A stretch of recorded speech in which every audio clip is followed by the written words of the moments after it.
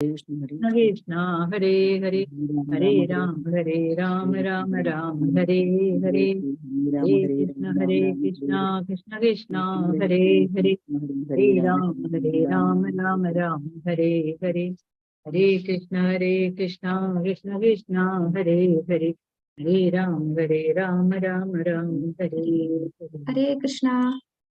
Hare Krishna Mataji. Hare Krishna Mataji. Hare Krishna. Hare Krishna Mataji. Hare Krishna Mataji. Hare Krishna Mataji. Hare Krishna Mataji. Hare Krishna Mataji. Hare Krishna എല്ലാവർക്കും നമ്മുടെ Hare ഭക്തി Krishna സദാചാർ Mataji. ക്ലാസ്സിലേക്ക് സ്വാഗതം. അപ്പോ ഭക്തി സദാചാർ ക്ലാസ്സിൽ നമ്മൾ ഇന്ന് പുതിയ ഒരു സെക്ഷനിലേക്ക് കടക്കുകയാണ്.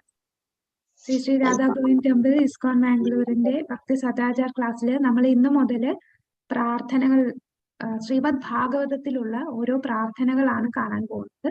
അപ്പോൾ ഇതുവരെ നമ്മൾ ആദ്യം സദാചാരം എന്താന്ന് പറഞ്ഞു, പിന്നെ ദശാവതാരം എടുത്തു, അതിനുശേഷം നമ്മൾ ആചാര്യന്മാരെ കുറിച്ച് പഠിച്ചു. ഇനി അടുത്ത സെക്ഷനാണ് പ്രാർത്ഥന, ശ്രീമദ് ഭാഗവതത്തിലെ പ്രാർത്ഥനകളാണ്. അപ്പോൾ ശ്രീമദ് ഭാഗവതം കയ്യിലുള്ളവർക്ക് പുസ്തകം എടുക്കാം. ശ്രീമദ് ഭാഗവതം നമുക്കറിയാം, ശ്രീമദ് ഭാഗവതം എന്ന് പറയുന്നത് അമല പുരാണമാണ്, വേദാന്തമാണ്. എല്ലാ വേദങ്ങളുടെയും കൺക്ലൂഷൻ എന്താണോ അതാണ് നമുക്ക് ശ്രീമദ് ഭാഗവതത്തിലൂടെ കിട്ടുന്നത്. ഈ കലിയുഗത്തില് ഭഗവാൻ പുസ്തകമായിട്ട് അവതരിച്ചിരിക്കുന്നത് ശ്രീമദ് ഭാഗവതത്തിലൂടെയാണ്. അപ്പോ ശ്രീമദ് ഭാഗവതത്തിലെ ശ്ലോകം, ആദ്യത്തെ ശ്ലോകം വ്യാസദേവന്റെ പ്രാർത്ഥനയാണ് ശ്രീമദ് ഭാഗവതത്തിലെ ആദ്യത്തെ സ്കന്ധത്തില് ആദ്യത്തെ അധ്യായത്തിലെ 1-ാമത്തെ ശ്ലോകം. 1.1.1 അത് വ്യാസദേവന്റെ പ്രാർത്ഥനയാണ്. ഓം അജ്ഞാനതിമിരാന്തസ്യ ജ്ഞാനാഞ്ജനശലാകയ ചക്ഷുരുന്മേലിതം യേന തസ്മൈ ശ്രീ ഗുരുവേ നമഃ. ശ്രീ ചൈതന്യ മനോഭീഷ്ടം സ്ഥാപിതം യേന ഭൂതലേ സ്വയം രൂപാ കഥാ മഹ്യം ദദാതി സ്വപദാന്തികം. വന്ദേഹം ശ്രീഗുരു ശ്രീയുതപദകമലം ശ്രീഗുരും വൈഷ്ണവാംശ ശ്രീരൂപം സാഗ്രജാതം സഹഗണ രഘുനാഥാന്യുതം ത്വം സജീവം സാദ്വൈതം സാവധൂതം പരിജനസഹിതം കൃഷ്ണ ചൈതന്യദേവം ശ്രീ രാധാകൃഷ്ണ പാദാൻ സഹഗണ ലളിതാ ശ്രീ വിശാഖാന്വിതാംശ. ഹേ കൃഷ്ണ കരുണാ സിന്ധു ദീനബന്ധോ ജഗത്പതേ ഗോപേശ ഗോപികാ കാന്ത രാധാകാന്ത നമോസ്തുതേ. തപ്ത കാഞ്ചന ഗൗരാംഗി ശ്രീ രാധേ വൃന്ദാവനേശ്വരി വൃഷഭാനുസുതേ ദേവി പ്രണമാമി ഹരിപ്രിയ. വാഞ്ച കൽപതരുഭ്യശ്ച കൃപാ സിന്ധുഭ്യേവ ച പതിതാനാം പാവനേഭ്യോ വൈഷ്ണവേഭ്യോ നമോ നമഃ. നമാം വിഷ്ണുപാദായ കൃഷ്ണപ്രേഷ്ഠായ ഭൂതലേ ശ്രീമതേ ഭക്തി വേദാന്ത സ്വാമിനി ഇതി നാമിനെ. നമസ്തേ സരസ്വതേ ദേവേ ഗൗരവാണി പ്രചാരിണേ നിർവിശേഷ ശൂന്യവാദി പാശ്ചാത്യ ദേശധാരിണേ. ജയ ശ്രീകൃഷ്ണ ചൈതന്യ പ്രഭു നിത്യാനന്ദ ശ്രീ അദ്വൈത ഗദാധര ശ്രീവാസാദി ഗൗരഭക്ത വൃന്ദ.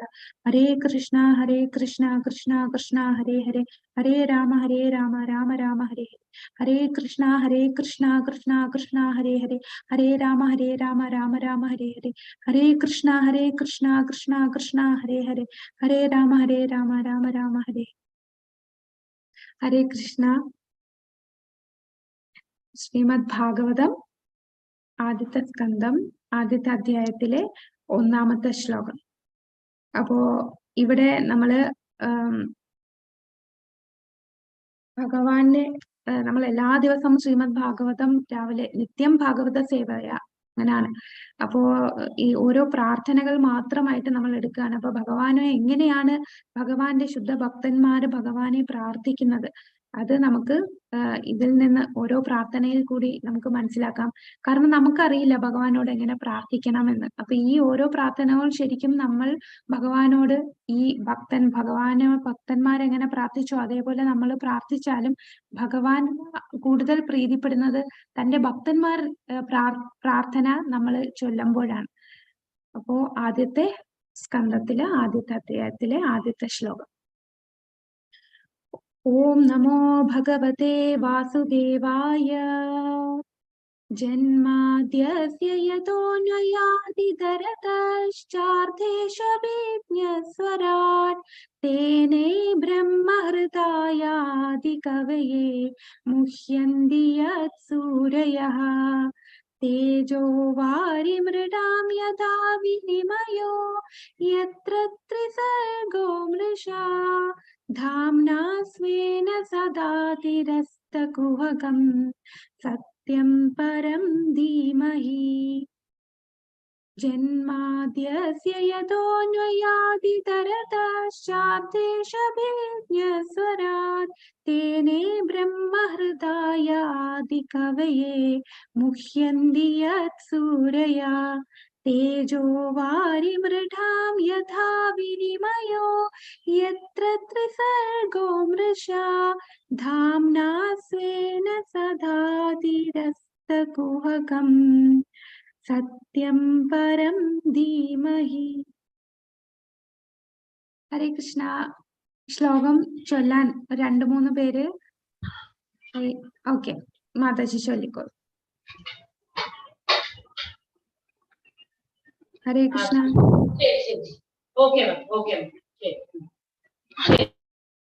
ഹരേ കൃഷ്ണ.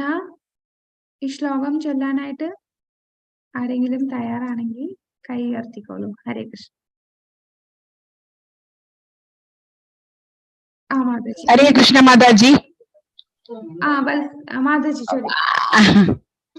ഓം നമോ ഭഗവതേ വാസുദേവായ ജന്മാദ്യസ്യ യതോന്വയാദിതരതശ്ചാർത്ഥേഷ്വഭിജ്ഞസ്വരാട് തേനേ ബ്രഹ്മഹൃദായ ആദികവയേ മുഹ്യന്തി യത്സൂരയഃ തേജോ വാരിമൃഗാം യഥാ വിനിമയോ യത്ര ത്രിസർഗോ മൃഷാ ധാമ്നാ സ്വേന സദാ നിരസ്തകുഹകം സത്യം ധീമഹി.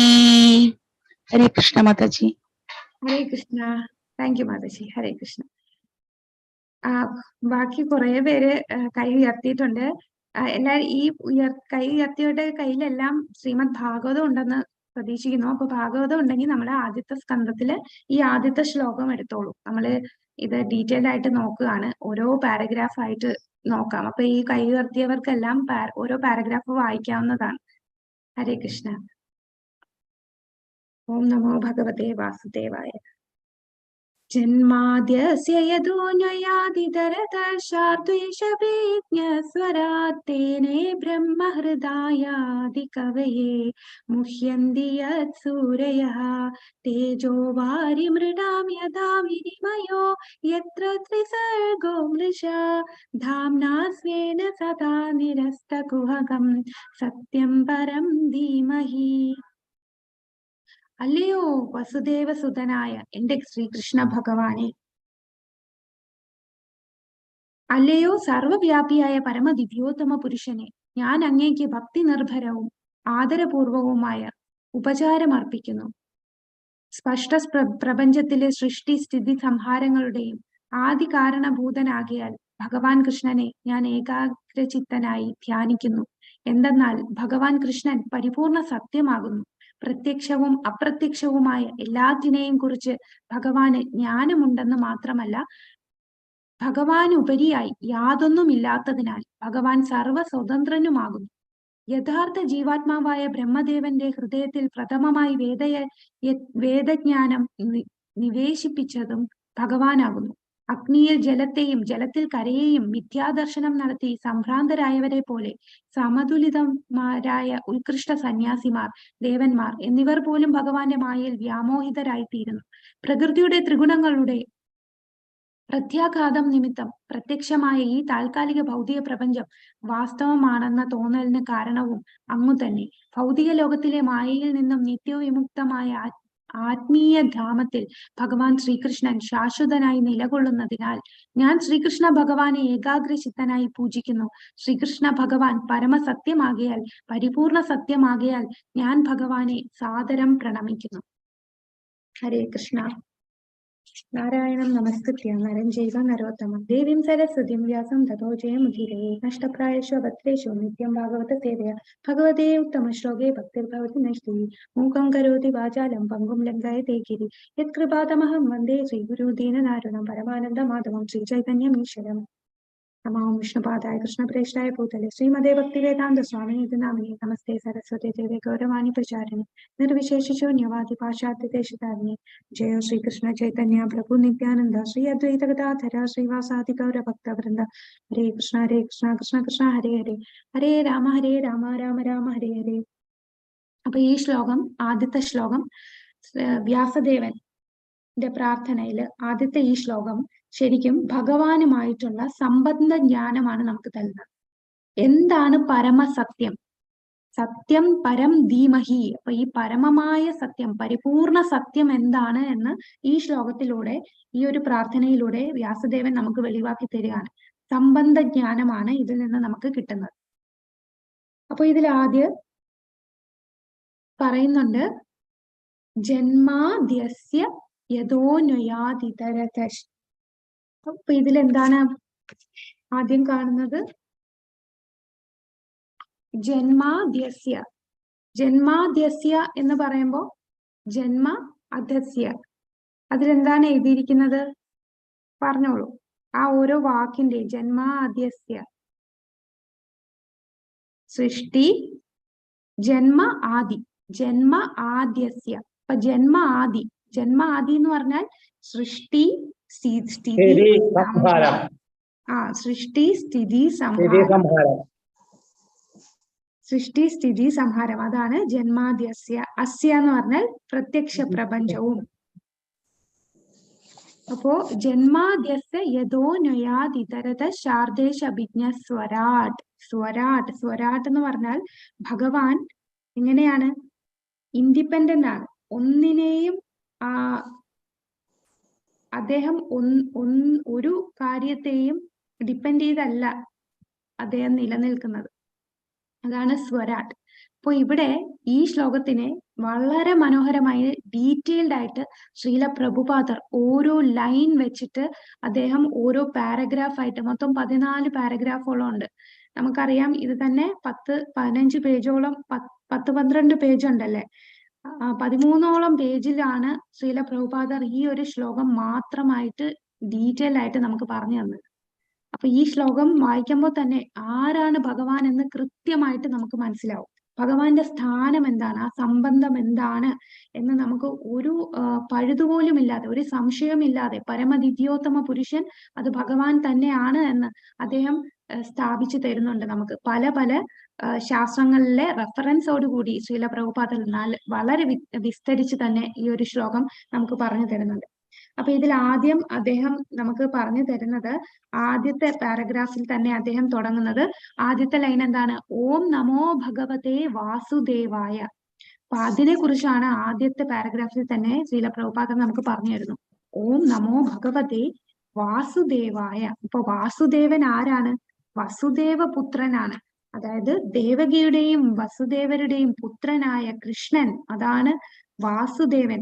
ഓം നമോ ഭഗവതേ വാസുദേവായ. അപ്പൊ കൃഷ്ണനാണ് പരമദിവ്യോത്തമമായ സത്യം, ഏറ്റവും പരിപൂർണ സത്യം എന്ന് ഈ ഒരു ശ്ലോകത്തിൽ, ഈ ഓം നമോ ഭഗവതേ വാസുദേവായ, അങ്ങനെയാണ് നമ്മുടെ വ്യാസദേവൻ തുടങ്ങുന്നത്. അപ്പൊ വ്യാസദേവനെ തുടങ്ങുന്നത് തന്നെ ആ പരമപുരുഷൻ. ആ പരമപുരുഷൻ ആരാണ്? വിഷ്ണു അല്ല, നാരായണനുമല്ല, വാസുദേവനാണ്. വാസുദേവൻ എന്ന് പറഞ്ഞാൽ ഇവിടെ എന്താണ് ഉദ്ദേശിക്കുന്നത്? വാസുദേവൻ, സംഘർഷണൻ, ആ ഒരു എക്സ്പാൻഷൻ അല്ല പറയുന്നത്. വാസുദേവൻ എന്ന് പറഞ്ഞാൽ വസുദേവരുടെയും ദേവകിയുടെയും പുത്രനായ വാസുദേവനാണ് ആ പരമ ദിവ്യോത്തമ പുരുഷൻ. അപ്പോ ഇത് അദ്ദേഹം വളരെ കൃത്യമായിട്ട് അത് തുടങ്ങി വെച്ചു. അപ്പൊ ആ ഒരു പാരഗ്രാഫ് വായിക്കാമോ? ഹരേ കൃഷ്ണ. അനിത മാതാജി, അനിത ഉണ്ണികൃഷ്ണ മാതാജി വായിച്ചോളൂ.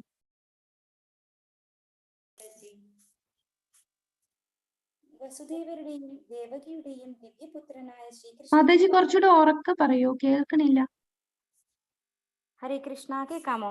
ഇപ്പൊ കേൾക്കാം.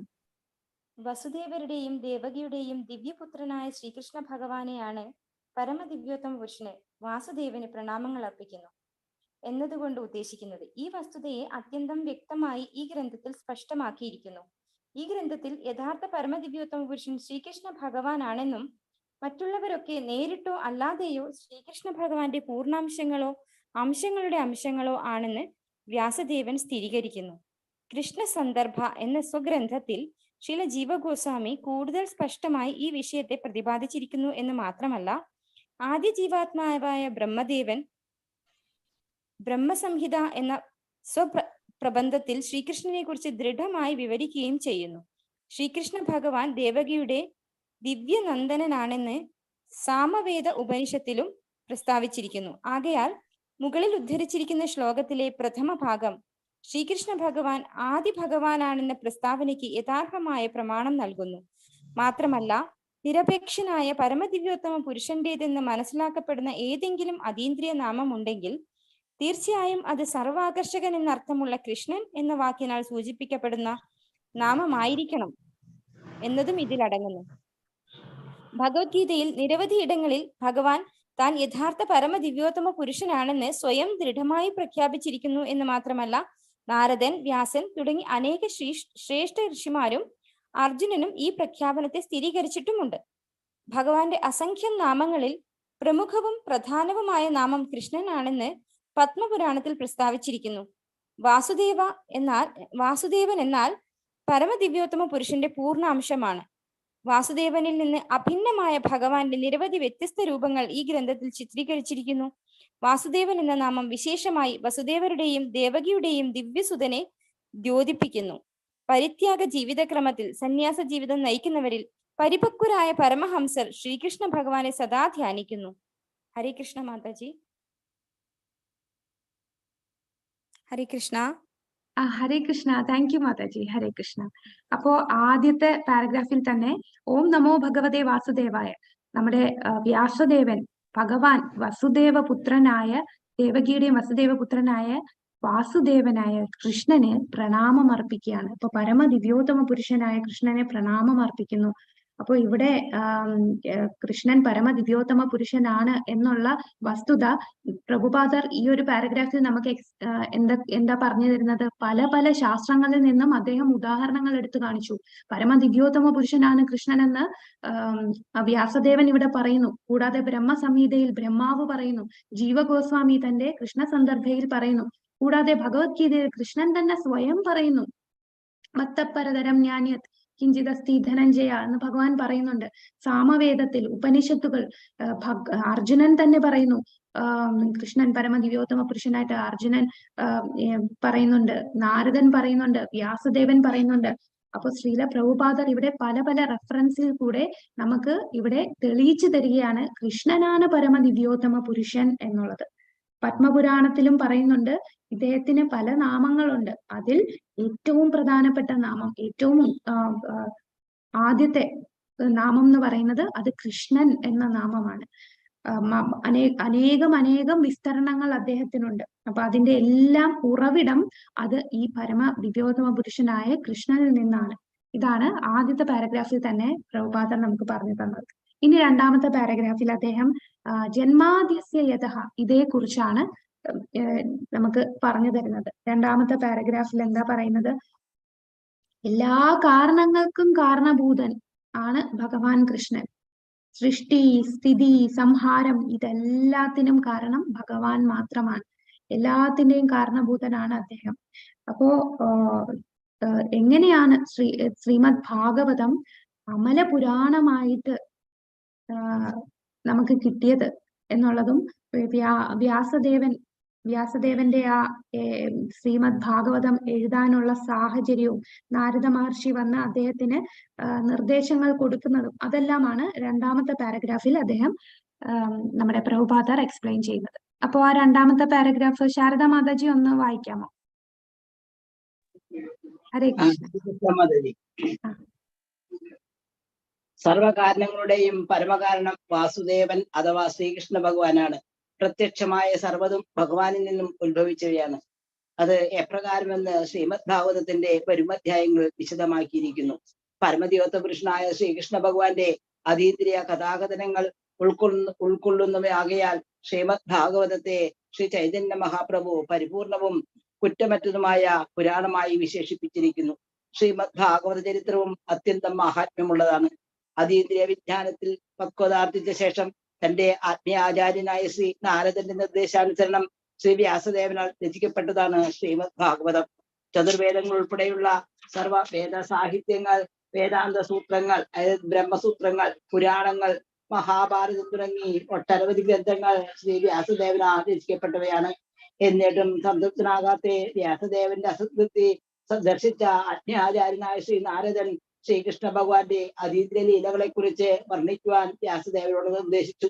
ശ്രീമദ് ഭാഗവതത്തിന്റെ ദശമസ്കന്ധത്തിൽ ഈ അതീന്ദ്രിയ ലീലാവർണ്ണനം വിശേഷമായി വിശദീകരിച്ചിരിക്കുന്നു.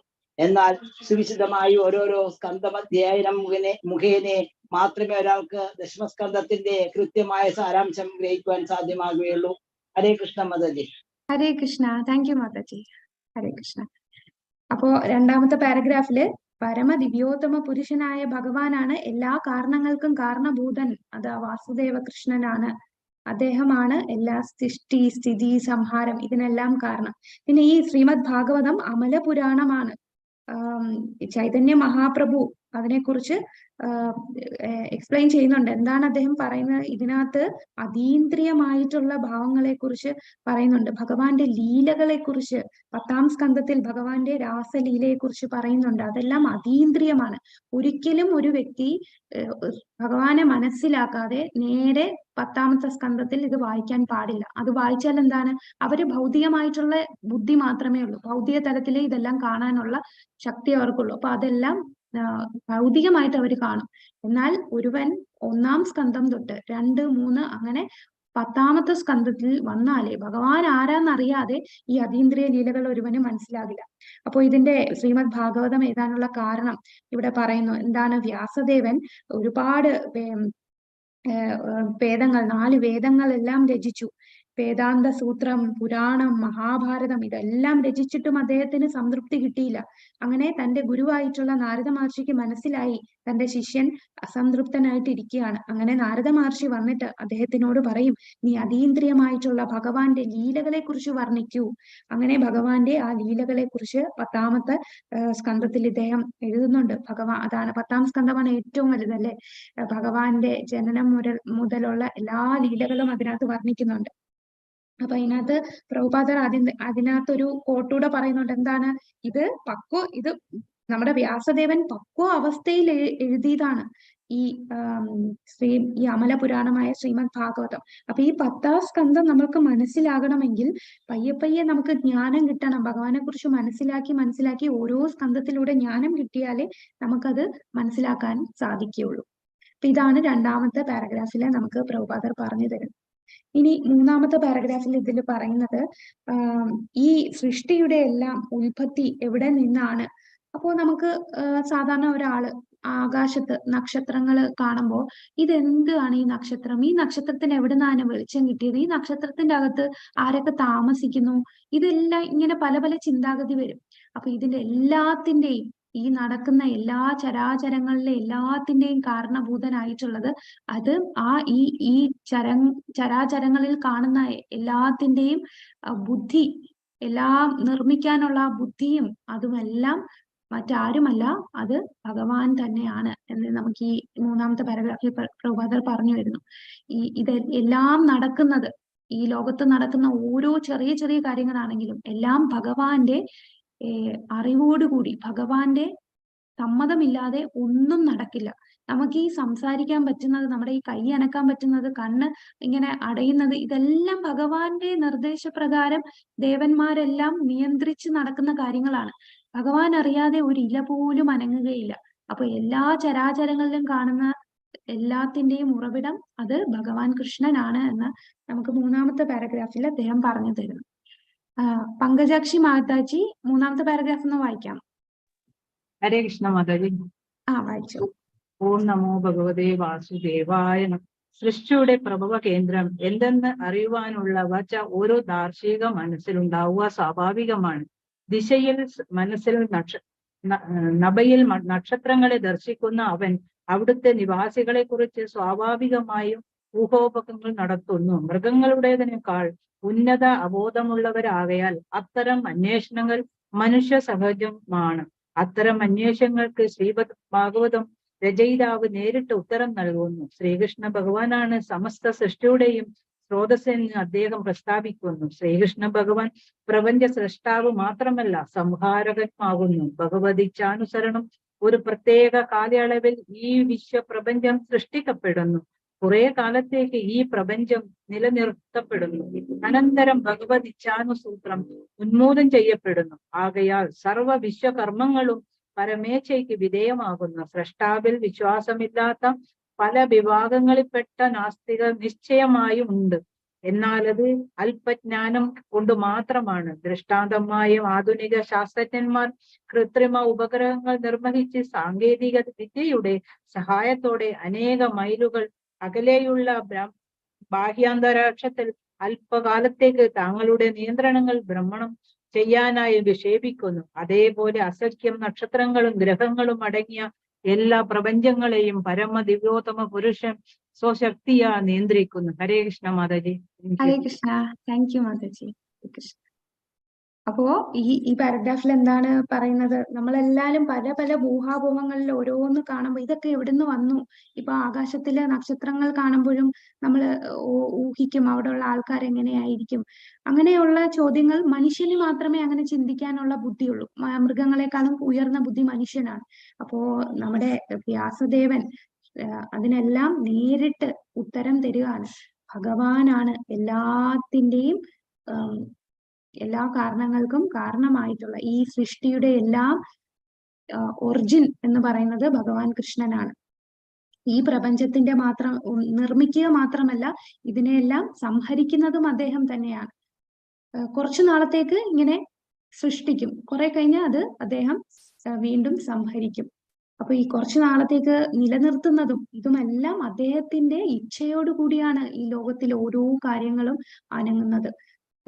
ഇതിന് ഉദാഹരണം ഇവിടെ പറയുന്നുണ്ട്. സാറ്റലൈറ്റ്, ഈ നമുക്കുള്ള ബുദ്ധി കൊണ്ട് മനുഷ്യര് പല സാറ്റലൈറ്റുകൾ വിട്ടിട്ട് ഭൂമിയിൽ ഇരുന്ന് തന്നെ ആ സാറ്റലൈറ്റിനെ നിയന്ത്രിക്കുന്നുണ്ട്. സയന്റിസ്റ്റുകളെല്ലാം ചെയ്യുന്നുണ്ട്, നേരിട്ട് ചെയ്യുന്നില്ല. അതേപോലെ ഈ കോടാനുകോടി പ്രപഞ്ചത്തിലുള്ള കോടാനുകോടി ബ്രഹ്മാണ്ടങ്ങളെയെല്ലാം, ഈ കാണുന്ന എല്ലാ നക്ഷത്രങ്ങളെയും ഗ്രഹങ്ങളെയും ഇതിനെയെല്ലാം നിയന്ത്രിക്കുന്നത് ഈ ഭഗവാനാണ്. ഭഗവാന്റെ ബുദ്ധി കൊണ്ടാണ് ഇതെല്ലാം നടക്കുന്നത്. അപ്പൊ നമുക്ക് ഈ ഒരു സാറ്റലൈറ്റ് ഒക്കെ നിർമ്മിക്കാനും അതിനെ നിയന്ത്രിക്കാനും ഒരു മനുഷ്യന് കഴിയുമെങ്കിൽ ഇതിന്റെ എല്ലാം സൃഷ്ടാവായ ആ ഭഗവാന്റെ ബുദ്ധിശക്തിയെ കുറിച്ച് അചിന്തനീയമാണ്. നമ്മളുടെ എല്ലാം ബുദ്ധിക്ക് അപ്പുറമാണ് അദ്ദേഹത്തിന്റെ ശക്തിയും അദ്ദേഹത്തിന്റെ ബുദ്ധിയും എല്ലാം. അപ്പൊ ഇതാണ് ഈ പാരഗ്രാഫിൽ പറഞ്ഞത്. ഇനി അടുത്ത പാരഗ്രാഫില്, 4ാമത്തെ പാരഗ്രാഫില്, എല്ലാ ജീവജാലങ്ങളിലും പ്രമുഖനായിട്ടുള്ളത് അത് ഭഗവാനാണ്. ബ്രഹ്മാവ് മുതൽ ചെറിയൊരു ഉറുമ്പ് വരെ ഉള്ളതിൽ എല്ലാ ജീവജാലങ്ങളിലും പ്രഥമനായിട്ടുള്ള ജീവൻ അത് ഭഗവാനാണ്. നിത്യോ നിത്യാനാം ചേതന ചേതനാനാം എന്ന് ഭഗവാൻ പറയുന്നുണ്ട്. അവരൊരു ഉദാഹരണം പറയുന്നുണ്ട്. ഒരു കമ്പനി എടുക്കാണ്. അപ്പൊ കമ്പനിയിൽ തന്നെ ഒരു സിഇഒ കാണും, ചീഫ് എക്സിക്യൂട്ടീവ് ഓഫീസർ ആയിട്ട് മെയിൻ ഒരു വ്യക്തി കാണും. പിന്നെ അദ്ദേഹത്തിന്റെ കീഴിൽ കുറെ മാനേജർ കാണും. പിന്നെ ഇലക്ട്രിക്കൽ ഡിപ്പാർട്ട്മെന്റിൽ കുറെ ഓഫീസേഴ്സ് കാണും. പിന്നെ ലോ ഗ്രേഡ്, താഴ്ന്ന ഗ്രേഡിലുള്ള ആൾക്കാരും ജോലി ചെയ്യുന്നുണ്ട്. എന്നാൽ ഇതിൽ ഏറ്റവും ഉയർന്നതാണ് ആ കമ്പനിയുടെ ഉടമയായിട്ടുള്ള സിഇഒ ആണ്. അയാളാണ് ബോസ്, ഈ കമ്പനിയുടെ ബോസ്. അതുപോലെ ഈ കാണുന്ന പ്രപഞ്ചം, ഇതിന്റെ എല്ലാം ഏറ്റവും ഉയർന്നിരിക്കുന്ന വ്യക്തി എന്ന് പറയുന്നത് അത് ഭഗവാൻ കൃഷ്ണനാണ്. അദ്ദേഹം ഒരു വ്യക്തിയാണ്. ബ്രഹ്മവിവാഹന ലീലയില് ബ്രഹ്മാവിന്റെ പ്രാർത്ഥന ഉണ്ട്. അതിൽ പറയും, കൃഷ്ണ അങ്ങ് എവിടെയാണ്, ഞാൻ എവിടെയാണ്? അങ്ങയുടെ ഈ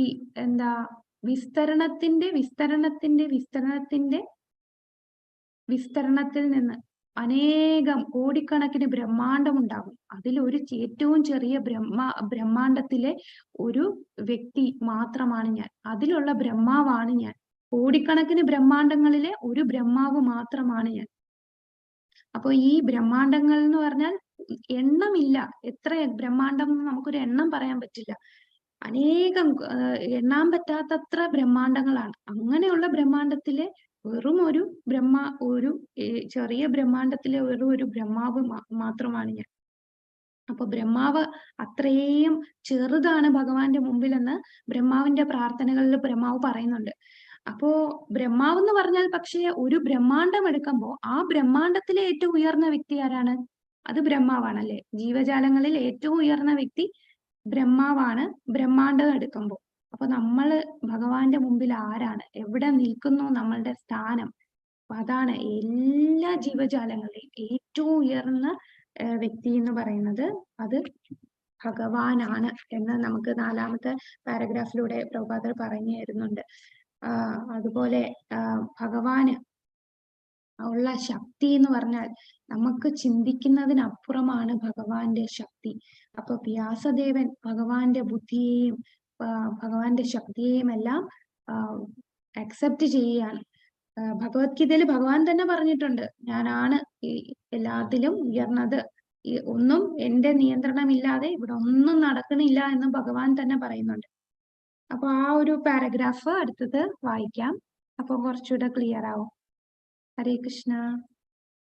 ഇനി വായിക്കാൻ താല്പര്യമുള്ളവര് ഹാൻഡ് റൈസ് ചെയ്തോളൂ. പങ്കജാക്ഷി മാതാജി. ഹരേ കൃഷ്ണ. Thank you Mataji. ഹരേ കൃഷ്ണ. ഹരേ കൃഷ്ണ. സർവജീവ വ്യക്തിത്വങ്ങളിലും മുഖ്യ പ്രധാനി പരമസത്യമായ പരമ ദിവ്യോത്തമ പുരുഷനാണെന്ന് വേദ സാഹിത്യങ്ങളിൽ പ്രസ്താവിച്ചിരിക്കുന്നു. ആദ്യം സൃഷ്ടിക്കപ്പെട്ട ബ്രഹ്മദേവൻ മുതൽ നിസാരനായ ഉറുമ്പ് വരെ സമസ്ത ജീവജാലങ്ങളും വ്യക്തിഗത ജീവാത്മാക്കളാകുന്നു. ബ്രഹ്മാവിനുപരിയായി വ്യക്തിഗത ശക്തിയുള്ള മറ്റ് ജീവനും ഉണ്ട്.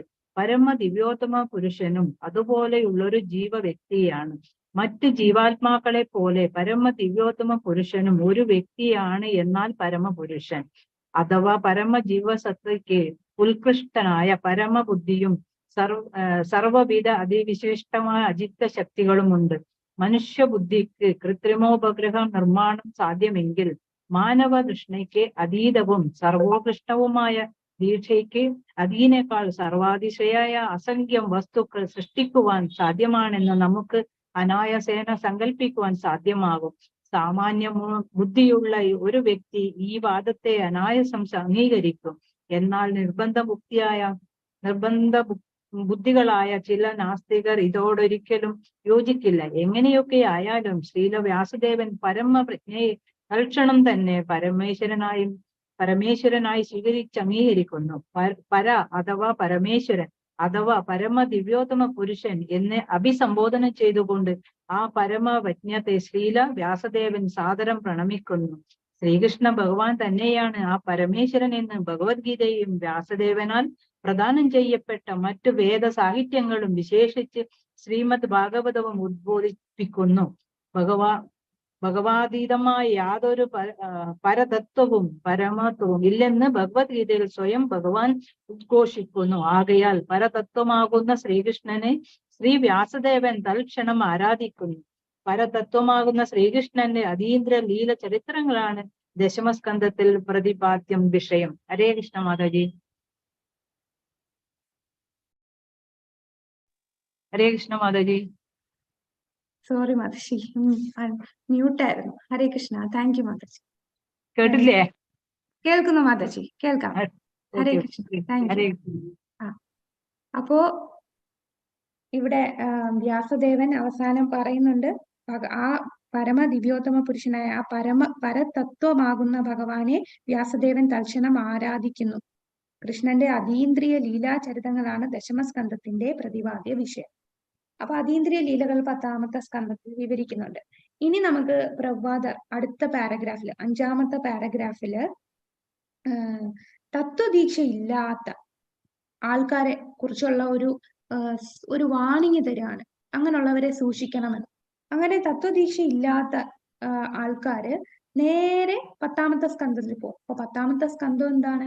10ാമത്തെ സ്കന്ധം അത്രയും അതീന്ദ്രിയമായിട്ടുള്ള ഭഗവാന്റെ ലീലകളുള്ള ഭയങ്കര കോൺഫിഡൻഷ്യൽ ആയിട്ടുള്ള ഒരു ഭാഗമാണ് 10ാം സ്കന്ധം. അപ്പൊ 10ാം സ്കന്ധത്തില് നമ്മൾ ശ്രീമദ് ഭാഗവതം ശരിയായിട്ടുള്ള ഒരു പരമ്പരയിൽ കൂടെ അത് പയ്യെ വേണം അവിടെ എത്താൻ. 1ാം സ്കന്ധം തൊട്ട് വായിച്ച് തുടക്കം മുതൽ വായിച്ച് വേണം 10ാമത്തെ സ്കന്ധത്തിൽ എത്താൻ. അല്ലാതെ ചാടി കയറി നമ്മൾ 10ാമത്തെ സ്കന്ധത്തിൽ ചെല്ലാൻ പാടില്ല. അത് കാരണം അത്രയും നിഗൂഢവും അതിരഹസ്യവുമായ ഭാഗമാണ് ഈ 10ാം സ്കന്ധം.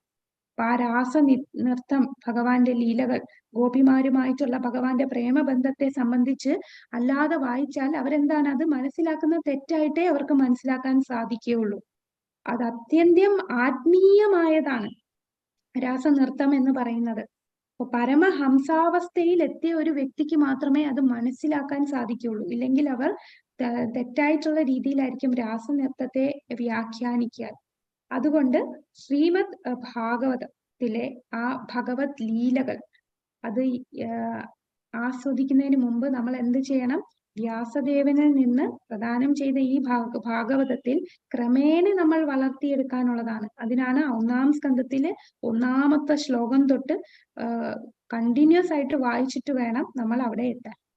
പിന്നീട് ഈ പാരഗ്രാഫില് പ്രഭുപാദര് നമുക്ക് വ്യാസദേവൻ ധീമഹി, സത്യം പരം ധീമഹി എന്ന് പറയുന്നുണ്ട്. അതെന്താണ് ശരിക്കും സത്യം പരം ധീമഹി എന്ന് പറയുന്നത്? ആ ധീമഹി പ്രാർത്ഥന ഗായത്രി മന്ത്രമായ ധീമഹി. അപ്പൊ ഗായത്രി മന്ത്രമാണ് ധീമഹി. അപ്പോ നമുക്ക് ഇത് വായിക്കണം, ഈ 10ാം സ്കന്ധമൊക്കെ വായിച്ച് മനസ്സിലാക്കണമെങ്കിൽ മിനിമം നമുക്ക് ബ്രാഹ്മണിക്കൽ ക്വാളിറ്റീസ് വേണം.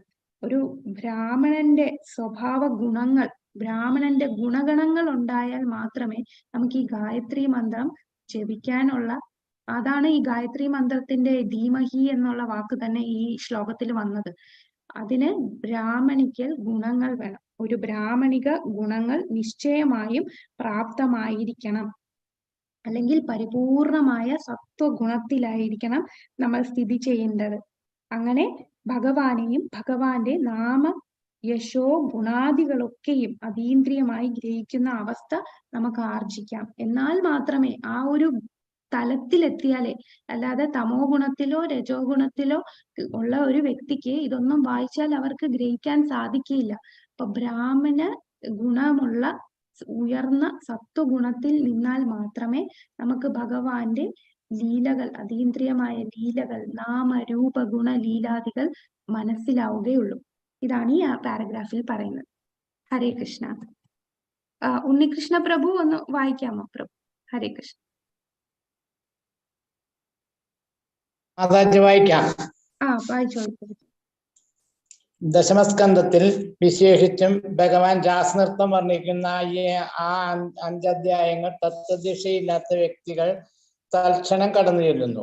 ശ്രീമദ് ഭാഗവതം എന്ന ഈ മഹാഗ്രന്ഥത്തിന്റെ അത്യന്ത നിഗൂഢവും അത്യന്ത രഹസ്യവുമായ ഭാഗമാണിത്. ഭഗവാന്റെ അതീന്ദ്രിയ വിജ്ഞാനത്തിൽ പരിപൂർണനായി സുശിഷ്ടനാകാതെ ഒരാൾ നിശ്ചയമായും ഭഗവാന്റെ രാസനൃത്തം എന്നറിയപ്പെടുന്ന ആരാധ്യമായ അതീന്ദ്ര ലീലകളെയും ഗോപികമാരോടുള്ള ഭഗവാന്റെ പ്രേമബന്ധത്തെയും സംബന്ധിച്ച് തെറ്റായി മനസ്സിലാക്കും. ഈ ശ്രദ്ധാവിഷയം അത്യന്തം ആത്മീയമാകയാൽ രാസനൃത്തത്തിന്റെ അതീന്ദ്രിയ രസമാസ്വദിക്കുവാൻ പരമഹംസാവസ്ഥ ക്രമേണ പ്രാപ്തമാക്കിയ ഒരു മുക്താത്മാവിനാൽ മാത്രമേ സാധ്യമാവുകയുള്ളൂ. ആകയാൽ ഭഗവത്ഗീതകളുടെ അന്തസ്സത്തെ യഥാർത്ഥമായി ആസ്വദിക്കുന്നതിന് മുമ്പ് ആത്മീയ സാക്ഷാത്കാരം ക്രമേണ വളർത്തിയെടുക്കുന്നതിനുള്ള ഒരു സുവർണാവത്സരം ശ്രീ വ്യാസദേവൻ പഠിതാവിനെ പ്രദാനം ചെയ്യുന്നു. ആകയാൽ അദ്ദേഹം മനഃപൂർവ്വം ഗായത്രി മന്ത്രമായ ധീമഹി പ്രാർത്ഥനാ രൂപത്തിൽ അഭിസംബോധന ചെയ്തിരിക്കുന്നു. ഈ ഗായത്രി മന്ത്രം ആത്മീയ പുരോഗതി ആർജിക്കും വരെ ഉദ്ദേശിച്ചിട്ടുള്ളതാവുന്നു. ഗായത്രി മന്ത്രം ജപിക്കുന്നതിൽ വിജയിച്ചവർക്ക് ഭഗവാന്റെ അതീന്ദ്രിയ അവസ്ഥയിലേക്ക് പ്രവേശിക്കുവാൻ കഴിയുമാറാകുന്നു. ആകയാൽ ഗായത്രി മന്ത്രം വിജയകരമായി ജപിക്കുന്നതിന് ഒരാൾ ബ്രാഹ്മണിക ഗുണങ്ങൾ നിശ്ചയമായും പ്രാപ്തമായിരിക്കണം. അഥവാ പരിപൂർണമായി തത്വഗുണത്തിൽ സ്ഥിതനായിരിക്കണം. അനന്തരം ഭഗവാനെയും ഭഗവാന്റെ നാമ യശോഗുണാദികളെയും അതീന്ദ്രമായി ഗ്രഹിക്കുന്ന അവസ്ഥ ആർജിക്കാം. ഹരേ കൃഷ്ണ മാതാജി. ഹരേ കൃഷ്ണ. താങ്ക് യു പ്രഭു. ഹരേ കൃഷ്ണ. അപ്പോ ആ പാരഗ്രാഫില് പ്രഭുപാദർ നമുക്ക് എങ്ങനെയാണ് നമ്മൾ അതീന്ദ്രിയ ഭാവത്തിൽ എത്തണമെങ്കിൽ നമുക്ക് ആ ഒരു ക്വാളിഫിക്കേഷൻ എത്തിയിട്ട് മാത്രമേ ഈ ഭാഗങ്ങളൊക്കെ വായിക്കാൻ സാധിക്കുകയുള്ളൂ. അപ്പൊ ക്രമേണ നമ്മൾ ആ ഒരു ലെവലിൽ എത്താനായിട്ട് വ്യാസദേവൻ നമ്മളെ സഹായിക്കുകയാണ്. വ്യാസദേവൻ അതുകൊണ്ട് ആദ്യം തൊട്ടേ ഭഗവാൻ ആരാണെന്നും ഭഗവാന്റെ സംബന്ധ ആ സ്ഥാനം എന്താണെന്നും എല്ലാം വ്യക്തമായിട്ട് നമുക്ക് വിവരിച്ചു തന്നിട്ടാണ് 10ാമത്തെ സ്കന്ധത്തിലോട്ട് പോകുന്നത്. ഇനി അടുത്ത പാരഗ്രാഫില് അന്വയാദിതരശാർദേശഭിജ്ഞസ്വരത് അതിനെ കുറിച്ചാണ് 6ാമത്തെ പാരഗ്രാഫില് പ്രഭുപാദർ നമുക്ക് പറഞ്ഞു തരുന്നത്. അപ്പൊ ഈ 6ാമത്തെ പാരഗ്രാഫില് ഭഗവാന്റെ അതായത് ഈ നേരിട്ടല്ലാതെയുമുള്ള കാര്യങ്ങൾ, ഈ പ്രപഞ്ച സൃഷ്ടിയിൽ നേരിട്ടല്ലാതെയുമുള്ള എല്ലാ കാര്യങ്ങളും ഭഗവാൻ അറിയാം. ഇപ്പൊ പ്രഭുപാദർ ഒരു ഉദാഹരണം പറയുന്നുണ്ട്. അതായത് ഇപ്പോ ഒരു മരീചിക. അപ്പൊ ഈ മരീചിക എന്ന് പറഞ്ഞാൽ ഈ നമ്മള് ഈ ഡെസേർട്ടിലൊക്കെ പോകുമല്ലോ, മരുഭൂമിയിൽ പോകുമ്പോ എന്താണ് കാണുന്നത്? അവിടെ വെള്ളമില്ല. പക്ഷെ ചില സ്ഥലത്ത് നമ്മൾ നോക്കുമ്പോൾ അവിടെ വെള്ളം ഉണ്ടെന്ന് തോന്നും. അപ്പൊ ആ വെള്ളം ഉണ്ടെന്ന് തോന്നുന്നത് എന്തുകൊണ്ടാണ്? അത് നമ്മള് മായികമായിട്ട് തോന്നുന്നതാണ്. ശരിക്കും അവിടെ വെള്ളമില്ല, എന്നാ വെള്ളം ഉണ്ടെന്ന് തോന്നുന്നത് അത് ശരിക്കും നമ്മള് ആ ഒരു ഇല്യൂഷൻ ആണ്, നമുക്ക് അവിടെ വെള്ളം ഉണ്ടെന്ന് തോന്നുന്നത്. അപ്പൊ ഈ പറയുന്ന ഭൗതിക ലോകം എന്ന് പറയുന്നത് ഒരു ഇതുപോലെ മരീചിക പോലെ ഉള്ള ഒരു സ്ഥലമാണ്. ഇവിടെ ശരിക്കും ഒരു സന്തോഷം നമുക്ക് കിട്ടാത്ത സ്ഥലമാണ്.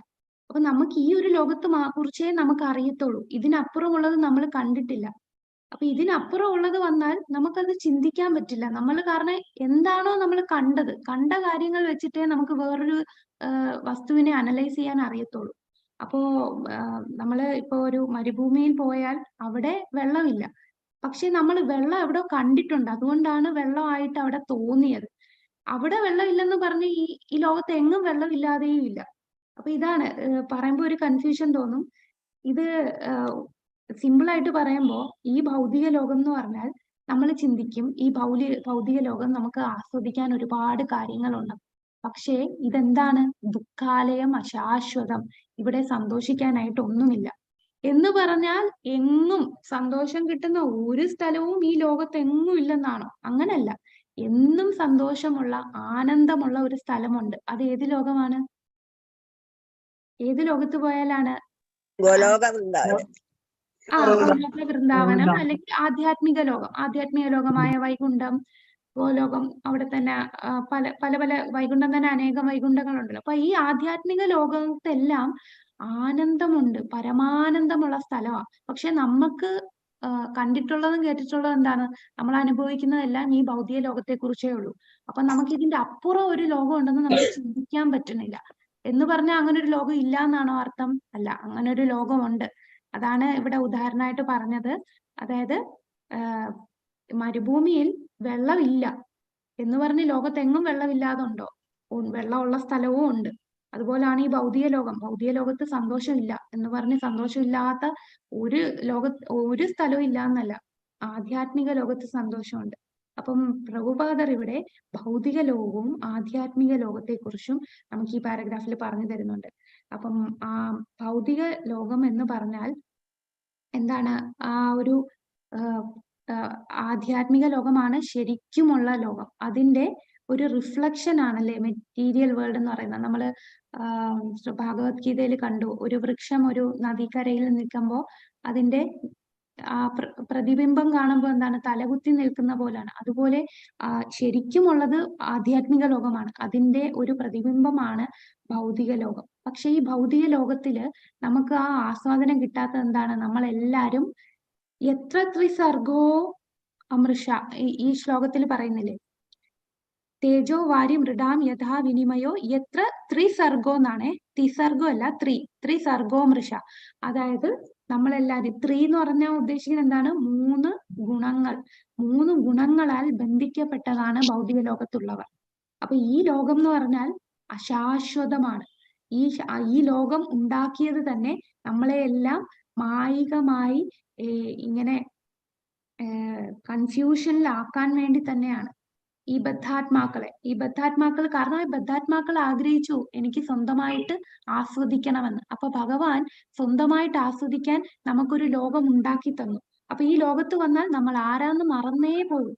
നമ്മൾ ഭഗവാന്റെ അംശമാണെന്നും ഭഗവാന്റെ എന്താണ് നിത്യദാസനാണെന്നും എല്ലാം മറന്നിട്ട് ഇവിടെ എല്ലാം നമ്മൾ കെട്ടിപ്പടുത്തുകൊണ്ടിരിക്കുകയാണ്.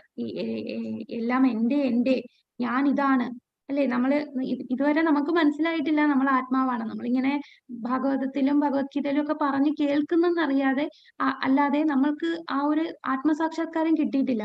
ഇപ്പോഴും നമ്മൾ ചിന്തിക്കുന്ന എന്റെ ജീവിതം ഇങ്ങനെയാണ്, ഇതാണ് എന്റെ ശരീരം, ഈ ശരീരമാണ് എല്ലാം, ഈ ഞാൻ ഈ കാണുന്നതൊക്കെ തന്നെ എല്ലാം എന്നുള്ള എന്ന് വെച്ചാൽ നമ്മുടെ ബുദ്ധി കൊണ്ടല്ല എന്നറിയാമെങ്കിലും നമ്മൾ പലപ്പോഴും അതില് ആ ഒരു ചിന്തയില് അങ്ങ് വീണു പോകും. കാരണം നമ്മളെ എല്ലാം ത്രിഗുണങ്ങൾ വന്ന് ബന്ധിച്ചിരിക്കുകയാണ്. ആ ത്രിഗുണങ്ങളിൽ കിടക്കുന്നത് കൊണ്ട് നമ്മൾ ആകെ മായികമായിട്ട് ഉള്ള ലോകത്ത് മനസ്സ് സത്യം എന്താണെന്ന് മനസ്സിലാക്കാതെ ഇങ്ങനെ അലഞ്ഞുകൊണ്ടിരിക്കും.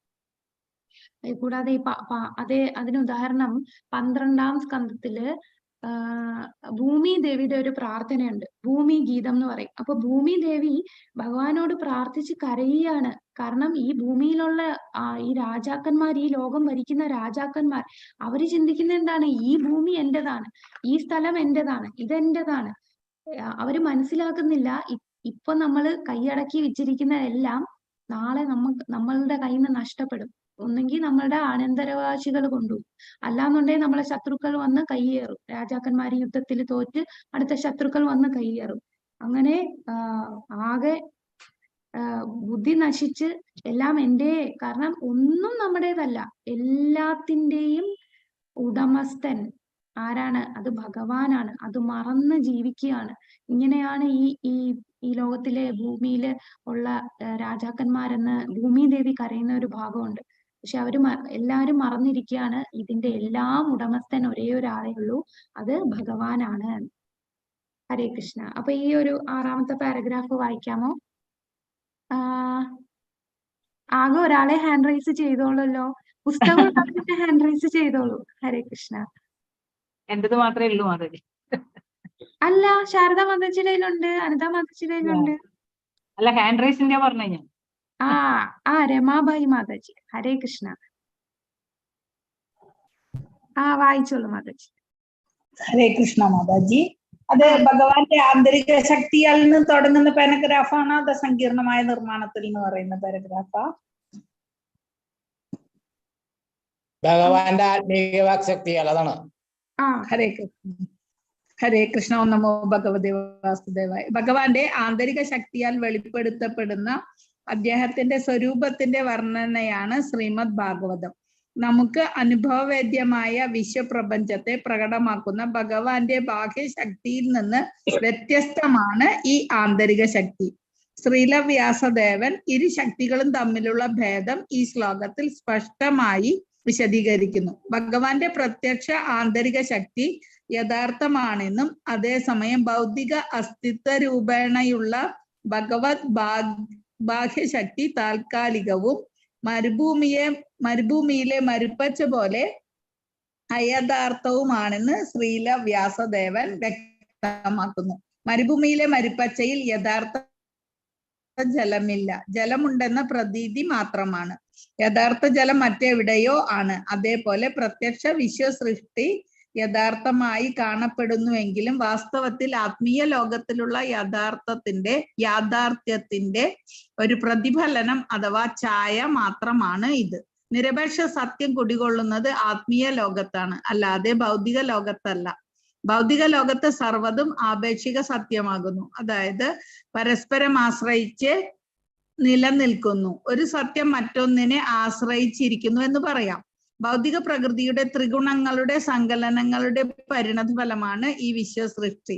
മാത്രവുമല്ല, ബ്രഹ്മാവ്, ഇന്ദ്രൻ, ചന്ദ്രൻ തുടങ്ങി ഉന്നത ദേവന്മാർ ഉൾപ്പെടെ അസംഖ്യം ജീവി വർഗങ്ങളിൽ ജന്മമെടുത്ത ബദ്ധാത്മാക്കളുടെ സംഭ്രാന്ത മനസ്സുകൾക്ക് യാഥാർത്ഥ്യത്തിന്റെ ഒരു മായാ ദർശനം കാഴ്ചവെക്കത്തക്ക വിധമാണ് ഈ അസ്ഥിരമായ പ്രപഞ്ചം സൃഷ്ടിച്ചിരിക്കുന്നത്. സ്പഷ്ട പ്രപഞ്ചത്തിൽ യാഥാർത്ഥ്യമായി യാതൊന്നും ഇല്ലെന്നതാണ് വാസ്തവം. എന്നിരുന്നാലും പരമദിവ്യോത്തമ പുരുഷന്റെ അതീന്ദ്രിയ പരിച്ഛദങ്ങളോടുകൂടി ശാശ്വതനായി വിരാജിക്കുന്ന ആത്മീയധാമത്തിൽ അകൃത്രിമ യാഥാർത്ഥ്യം സ്ഥിതി ചെയ്യുകയാൽ ഭൗതിക ലോകത്തിൽ യാഥാർത്ഥ്യമുണ്ടെന്ന് അനുഭവപ്പെടുന്നു. ഹരേ കൃഷ്ണ മാതാജി.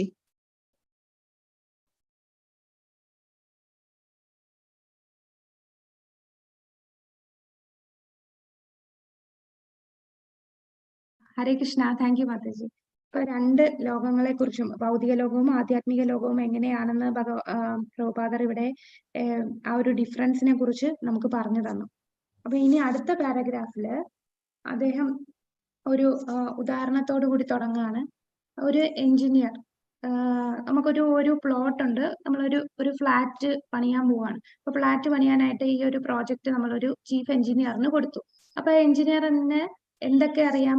ആ മുക്കിലും മൂലയിലും നടക്കുന്ന എല്ലാ കാര്യങ്ങളും, എത്ര സിമന്റ് വേണം, എത്ര ടൈല് വേണം, എത്ര മുറികളുണ്ട്, ഓരോന്ന് എത്ര അതിന്റെ എന്താ നീളം എത്രയാണ്, അതിന്റെ വീതി എത്രയാണ്, ഇതെല്ലാം അദ്ദേഹത്തിന് അറിയാം. പക്ഷേ ഈ വ്യക്തി ഒരിക്കലും ഈ സിമന്റ് തൊടുകയോ അല്ലെങ്കിൽ അവിടെ നിന്ന് ഒരു മേശിരി ചെയ്യുന്ന പണികളൊന്നും ഈ എഞ്ചിനീയർ ചെയ്യുന്നില്ല.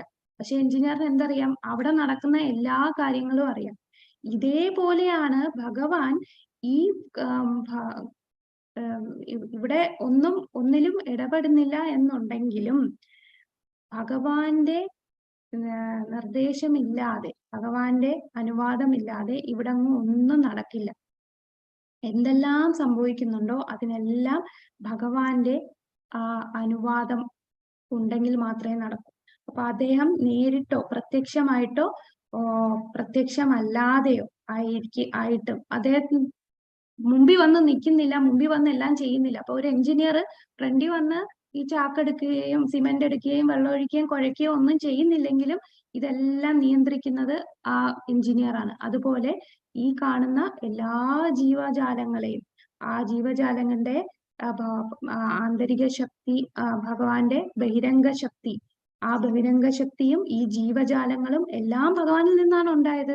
ഓരോ ജീവജാലങ്ങൾ എന്ന് പറയുമ്പോൾ ഈ രണ്ടും ആധ്യാത്മികവും ഭൗതികവുമായിട്ടുള്ളത് ചേർന്നാണ് അല്ലെ? പഞ്ചഭൂതങ്ങളും കൂടാതെ ആത്മാവും കൂടെ ചേരുമ്പോഴാണ് ഒരു ജീവൻ ഉണ്ടാകുന്നത്. പഞ്ചഭൂതം മാത്രം ഉണ്ടായ ജീവൻ ഉണ്ടാകത്തില്ല, അതിൻ്റെ അകത്ത് ആത്മാവ് കയറുമ്പോഴാണ് ജീവൻ ഉണ്ടാകുന്നത്. അപ്പോ ഈ ശരീരം എന്ന് പറഞ്ഞാൽ ആത്മാവും ഈ പഞ്ചഭൂതങ്ങളും കൂടെ ചേർന്നുണ്ടായതാണ്. അപ്പൊ ഭഗവാൻ എല്ലാത്തിനെയും നിയന്ത്രിക്കുന്നു. അത് നമ്മള് ഭഗവത്ഗീതയിലെ ശ്ലോകം പഠിച്ചു. ഏതാണ്? അഹം സർവസ്യ പ്രഭവോ മത്ത സർവ പ്രവർത്തതേ.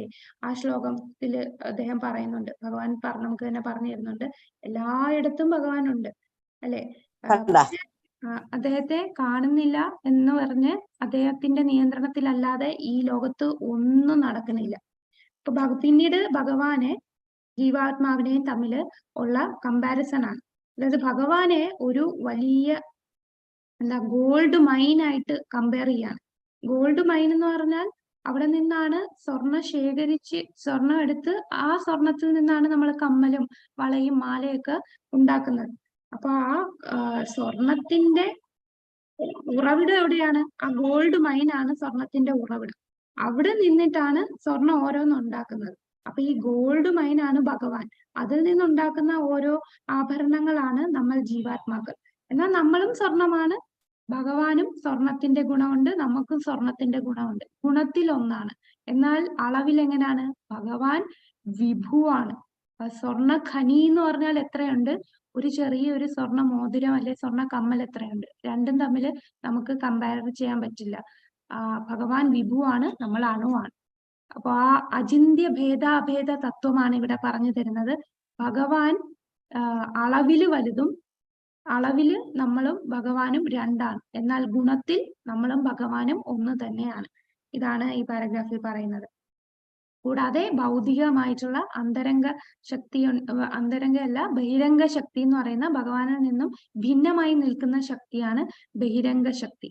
ഇനി ഭഗവാൻ സ്വരാട്ടാണെന്നും ഇത് നമ്മൾ പറയുന്നുണ്ട്. സ്വരാട്ട് എന്ന് പറഞ്ഞാൽ ഒന്നും ഭഗവാനെ ആർക്കും നിയന്ത്രിക്കാൻ കഴിയില്ല. ഭഗവാൻ സ്വതന്ത്രനാണ്.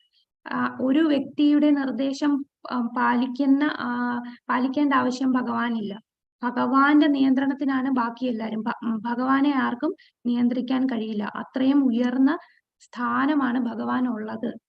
എന്നാണ് ഈ പാരഗ്രാഫിൽ പറയുന്നത്. അപ്പൊ ഇതൊന്ന് ഏഴാമത്തെ പാരഗ്രാഫ് ഒന്ന് വായിക്കാമോ? അതാര് വായിക്കും? ഹരേ കൃഷ്ണ.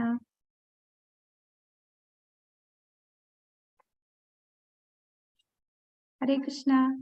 പുസ്തകം ഉള്ളവര് നോക്കി വായിച്ചോളൂ. പങ്കജാക്ഷി മാതാജി. ഞാൻ തന്നെ വായിക്കട്ടെ മാതാജി? വായിച്ചോളൂ. ഹരേ കൃഷ്ണ മാതാജി.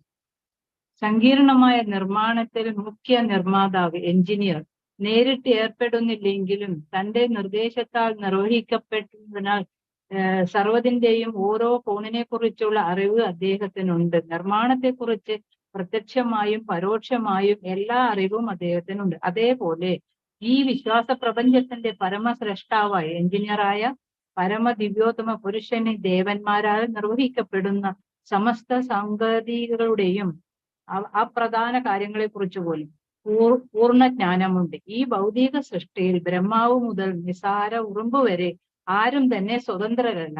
ഭഗവത്കരങ്ങൾ എവിടെയും ദർശിക്കാം. സർവ ഭൗതിക വസ്തുക്കളും ആത്മീയ സ്ഫുലിംഗങ്ങളും ഭഗവാനിൽ നിന്ന് മാത്രം ഉത്ഭവിക്കുന്നു. ഈ ഭൗതിക ലോകത്തിൽ സൃഷ്ടിക്കപ്പെടുന്നതൊക്കെയും അത് എന്തു തന്നെ ആയാലും നിരാപേക്ഷ സത്യവും പരമദിവ്യോത്തമ പുരുഷനായ ശ്രീകൃഷ്ണ ഭഗവാനിൽ നിന്നും ഉത്ഭവിക്കുന്ന ഇരു ശക്തികളായ ഭൗതിക ആത്മീയ ശക്തികളുടെ പരസ്പര പ്രവർത്തന ഫലമാണ്. പരീക്ഷണശാലയിൽ ഹൈഡ്രജനെയും ഓക്സിജനെയും സംയോജിപ്പിച്ച് രാസപ്രവർത്തനം മുഖേന ജലം നിർമ്മിക്കാൻ ഒരു രസതന്ത്രജ്ഞന് കഴിയും. എന്നാൽ വാസ്തവത്തിൽ ആ ജീവാത്മാവ് പരീക്ഷണശാലയിൽ പരമദിവ്യോത്തമ പുരുഷന്റെ നിർദ്ദേശം അനുസരിച്ചാണ് പ്രവർത്തിക്കുന്നത് എന്ന് മാത്രമല്ല, അയാൾ രാസപ്രവർത്തനത്തിന് ഉപയോഗിക്കുന്ന രാസദ്രവ്യങ്ങൾ നൽകിയതും ഭഗവാനാണ്. സർവ്വതിനെയും കുറിച്ച് പ്രത്യക്ഷമായും പരോക്ഷമായും അദ്ദേഹത്തിന് ജ്ഞാനമുണ്ടെന്ന് മാത്രമല്ല, സർവ സൂക്ഷ്മ വിശദാംശങ്ങളെ കുറിച്ചും പൂർണ്ണ സർവ സ്വതന്ത്രനുമാണ് ഭഗവാൻ. ഭഗവാനെ സ്വർണ്ണ ഖനിയോടെ ഉപമിച്ചാൽ വിശ്വസൃഷ്ടിയെ സ്വർണത്തിൽ നിന്നും നിർമ്മിച്ച വിവിധ വ്യത്യസ്തങ്ങളായ മോതിരം, വള, മാല എന്നിവയോട് താരതമ്യപ്പെടുത്താം. സ്വർണമോതിരം സ്വർണഹാരവും ഒക്കെ ഗുണപരമായും സ്വർണഖനിയിലെ സ്വർണവുമായി ഭിന്നമല്ലെങ്കിലും പരിമാണത്തിൽ ഭിന്നമാണ്. ആകയാൽ നിരാപേക്ഷ സത്യം ഒരേ സമയം ഏകവും വിഭിന്നവുമാകുന്നു. നിരാപേക്ഷ സത്യത്തിന് പൂർണ്ണമായും സമമായ യാതൊന്നുമില്ല. അതേസമയം നിരാപേക്ഷ സത്യത്തിൽ നിന്നും സ്വതന്ത്രമായി യാതൊന്നും തന്നെയില്ല. ഹരേ കൃഷ്ണ മാതാജി. ഹരേ കൃഷ്ണ. Thank you Mataji. ഭാഗവതം പുസ്തകം ഉള്ളവരൊക്കെ ഹാൻഡ് റൈസ് ചെയ്തോളൂ. ഇപ്പം പങ്കജാക്ഷി മാതാജി മാത്രമേ ഹാൻഡ് റൈസ് ആയിട്ടുള്ളൂ. നേരത്തെ ശാരദാ മാതാജി, അനിത മാതാജി, സതീദേവി അമ്മ മാതാജി, ഹരേ കൃഷ്ണ, ശ്രീരഞ്ജിനി മാതാജി, എല്ലാരും ഹാൻഡ് റൈസ് ചെയ്തോളൂ. അപ്പൊ ഞാൻ ഓരോരുത്തരെ വായിക്കാനായിട്ട് വിളിക്കാം. ഹരേ കൃഷ്ണ. ഓക്കെ, അപ്പൊ നമ്മള് ഇനി എട്ടാമത്തെ പാരഗ്രാഫില് ഇവിടെ ഭഗവാൻ ഈ പ്രപഞ്ചത്തിലുള്ള എല്ലാത്തിനെ കുറിച്ചും ഭഗവാന് നല്ല ബോധം, ഭഗവാൻ എല്ലാം അറിയുന്നുണ്ട്. അപ്പൊ ഇതിനകത്ത് ചില ചോദ്യങ്ങൾ വരാം. അതായത് അല്ല, അത് എട്ടാമത്തെ അല്ല, അത് ഒമ്പതാമത്തെ ആണല്ലേ. അപ്പൊ എട്ടാമത്തെ അടുത്ത പാരഗ്രാഫ് ഒന്ന് വായിക്കാമോ? സതീദേവി അമ്മ മാതാജി. ഹരേ കൃഷ്ണ. പ്രപഞ്ച സൃഷ്ടാവായ ബ്രഹ്മാവ് മുതൽ നിസാര ഉറുമ്പ് വരെയുള്ള സർവബദ്ധാത്മാക്കളും സൃഷ്ടി കർമ്മം നിർവഹിക്കുന്നുവെങ്കിലും അവരാരും തന്നെ പരമപുരുഷനായ ഭഗവാനിൽ നിന്ന് ഭിന്നരല്ല.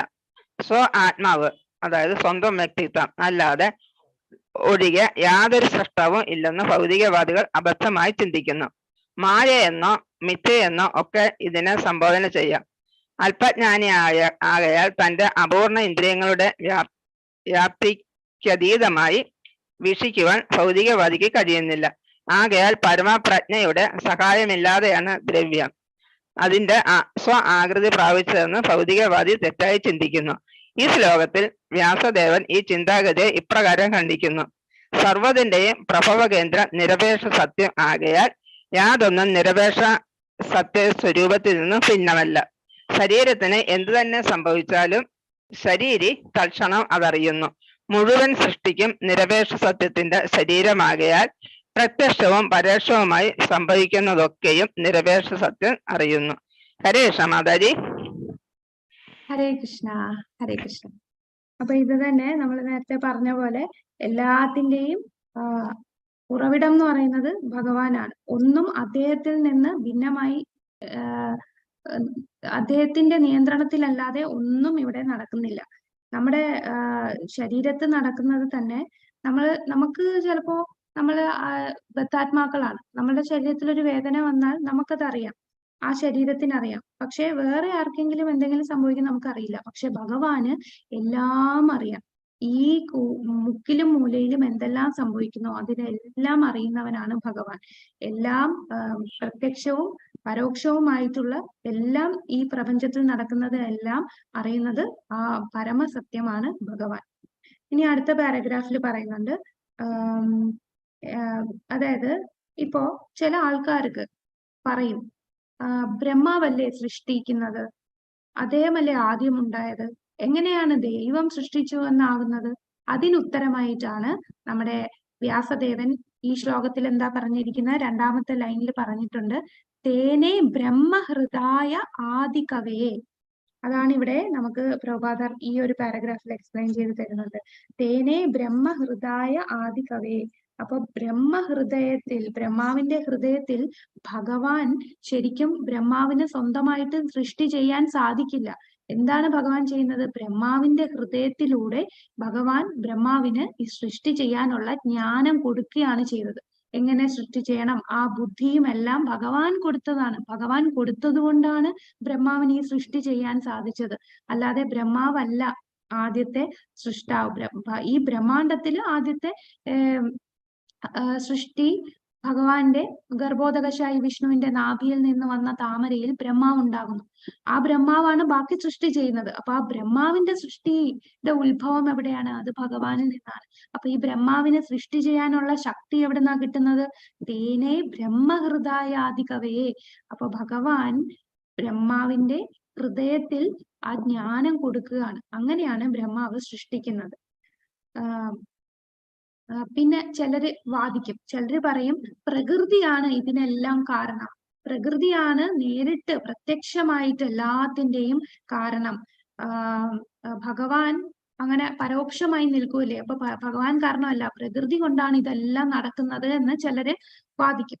അപ്പൊ അതിന് ഉത്തരം പറയുന്നുണ്ട്, പ്രകൃതിക്ക് നിൽക്കണം. പ്രകൃതി, ഭഗവാൻ ഇല്ലാതെ പ്രകൃതി ഇല്ല.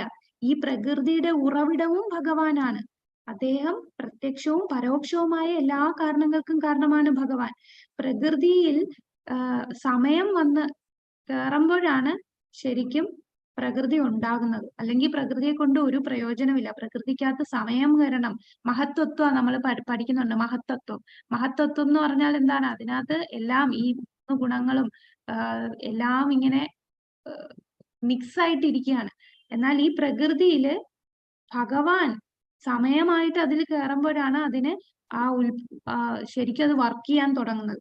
അപ്പം പിന്നെ ഭഗവാൻ എന്താ പറയുന്നത്? ഞാനാണ് ആ സമയം. കാലോസ്മി അഹം, അഹം കാലോസ്മി. ഞാനാണ് ആ കാലം, ആ സമയം എന്ന് പറയുന്നത് ഞാനാണ് പ്രകൃതി. അപ്പൊ എല്ലാം പ്രകൃതിയിൽ നിന്നെല്ലാം ഉണ്ടായി. ചിലര് പ്രകൃതിയാണ് ഏറ്റവും വലുതെന്ന് പറയും. പക്ഷെ ആ പ്രകൃതിയുടെ ഉൽപ്പത്തിയും ആരാണ്? അതും ഭഗവാനാണ്. ചിലര് പറയും ബ്രഹ്മാവാണ് ഉയർന്നത്. അപ്പൊ ആ ബ്രഹ്മാവിന്റെ സൃഷ്ടിക്കുള്ള കാരണം എന്താണ്? അത് ഭഗവാനാണ്. അപ്പൊ എല്ലാ കാരണങ്ങൾക്കും കാരണഭൂതൻ ഭഗവാനാണെന്ന് നമുക്ക് പ്രഭുപാദർ വ്യാസദേവന്റെ ഈ പ്രാർത്ഥനയിൽ കൂടെ ഡീറ്റെയിൽഡ് ആയിട്ട് എക്സ്പ്ലെയിൻ ചെയ്ത് തരികയാണ്. അപ്പൊ അടുത്ത പാരഗ്രാഫ് ഒന്ന് വായിക്കാമോ? ഹരേ കൃഷ്ണ. ശ്രീരഞ്ജിനി മാതാജി. ശ്രീരഞ്ജിനി മാതാജി ഇല്ല. ശാരദ നായർ മാതാജി. ശ്രീരഞ്ജിനി മാതാജി. ഓക്കെ, വായിച്ചോളൂ മാതാജി, പെട്ടെന്ന് വായിച്ചോളൂ. ഹരേ കൃഷ്ണ. പ്രപഞ്ച സൃഷ്ടമായ സർവ്വതിന്റെയും ആത്യന്തിക സ്രോതസ്, ആ പാരഗ്രാഫാണോ മാതാജി?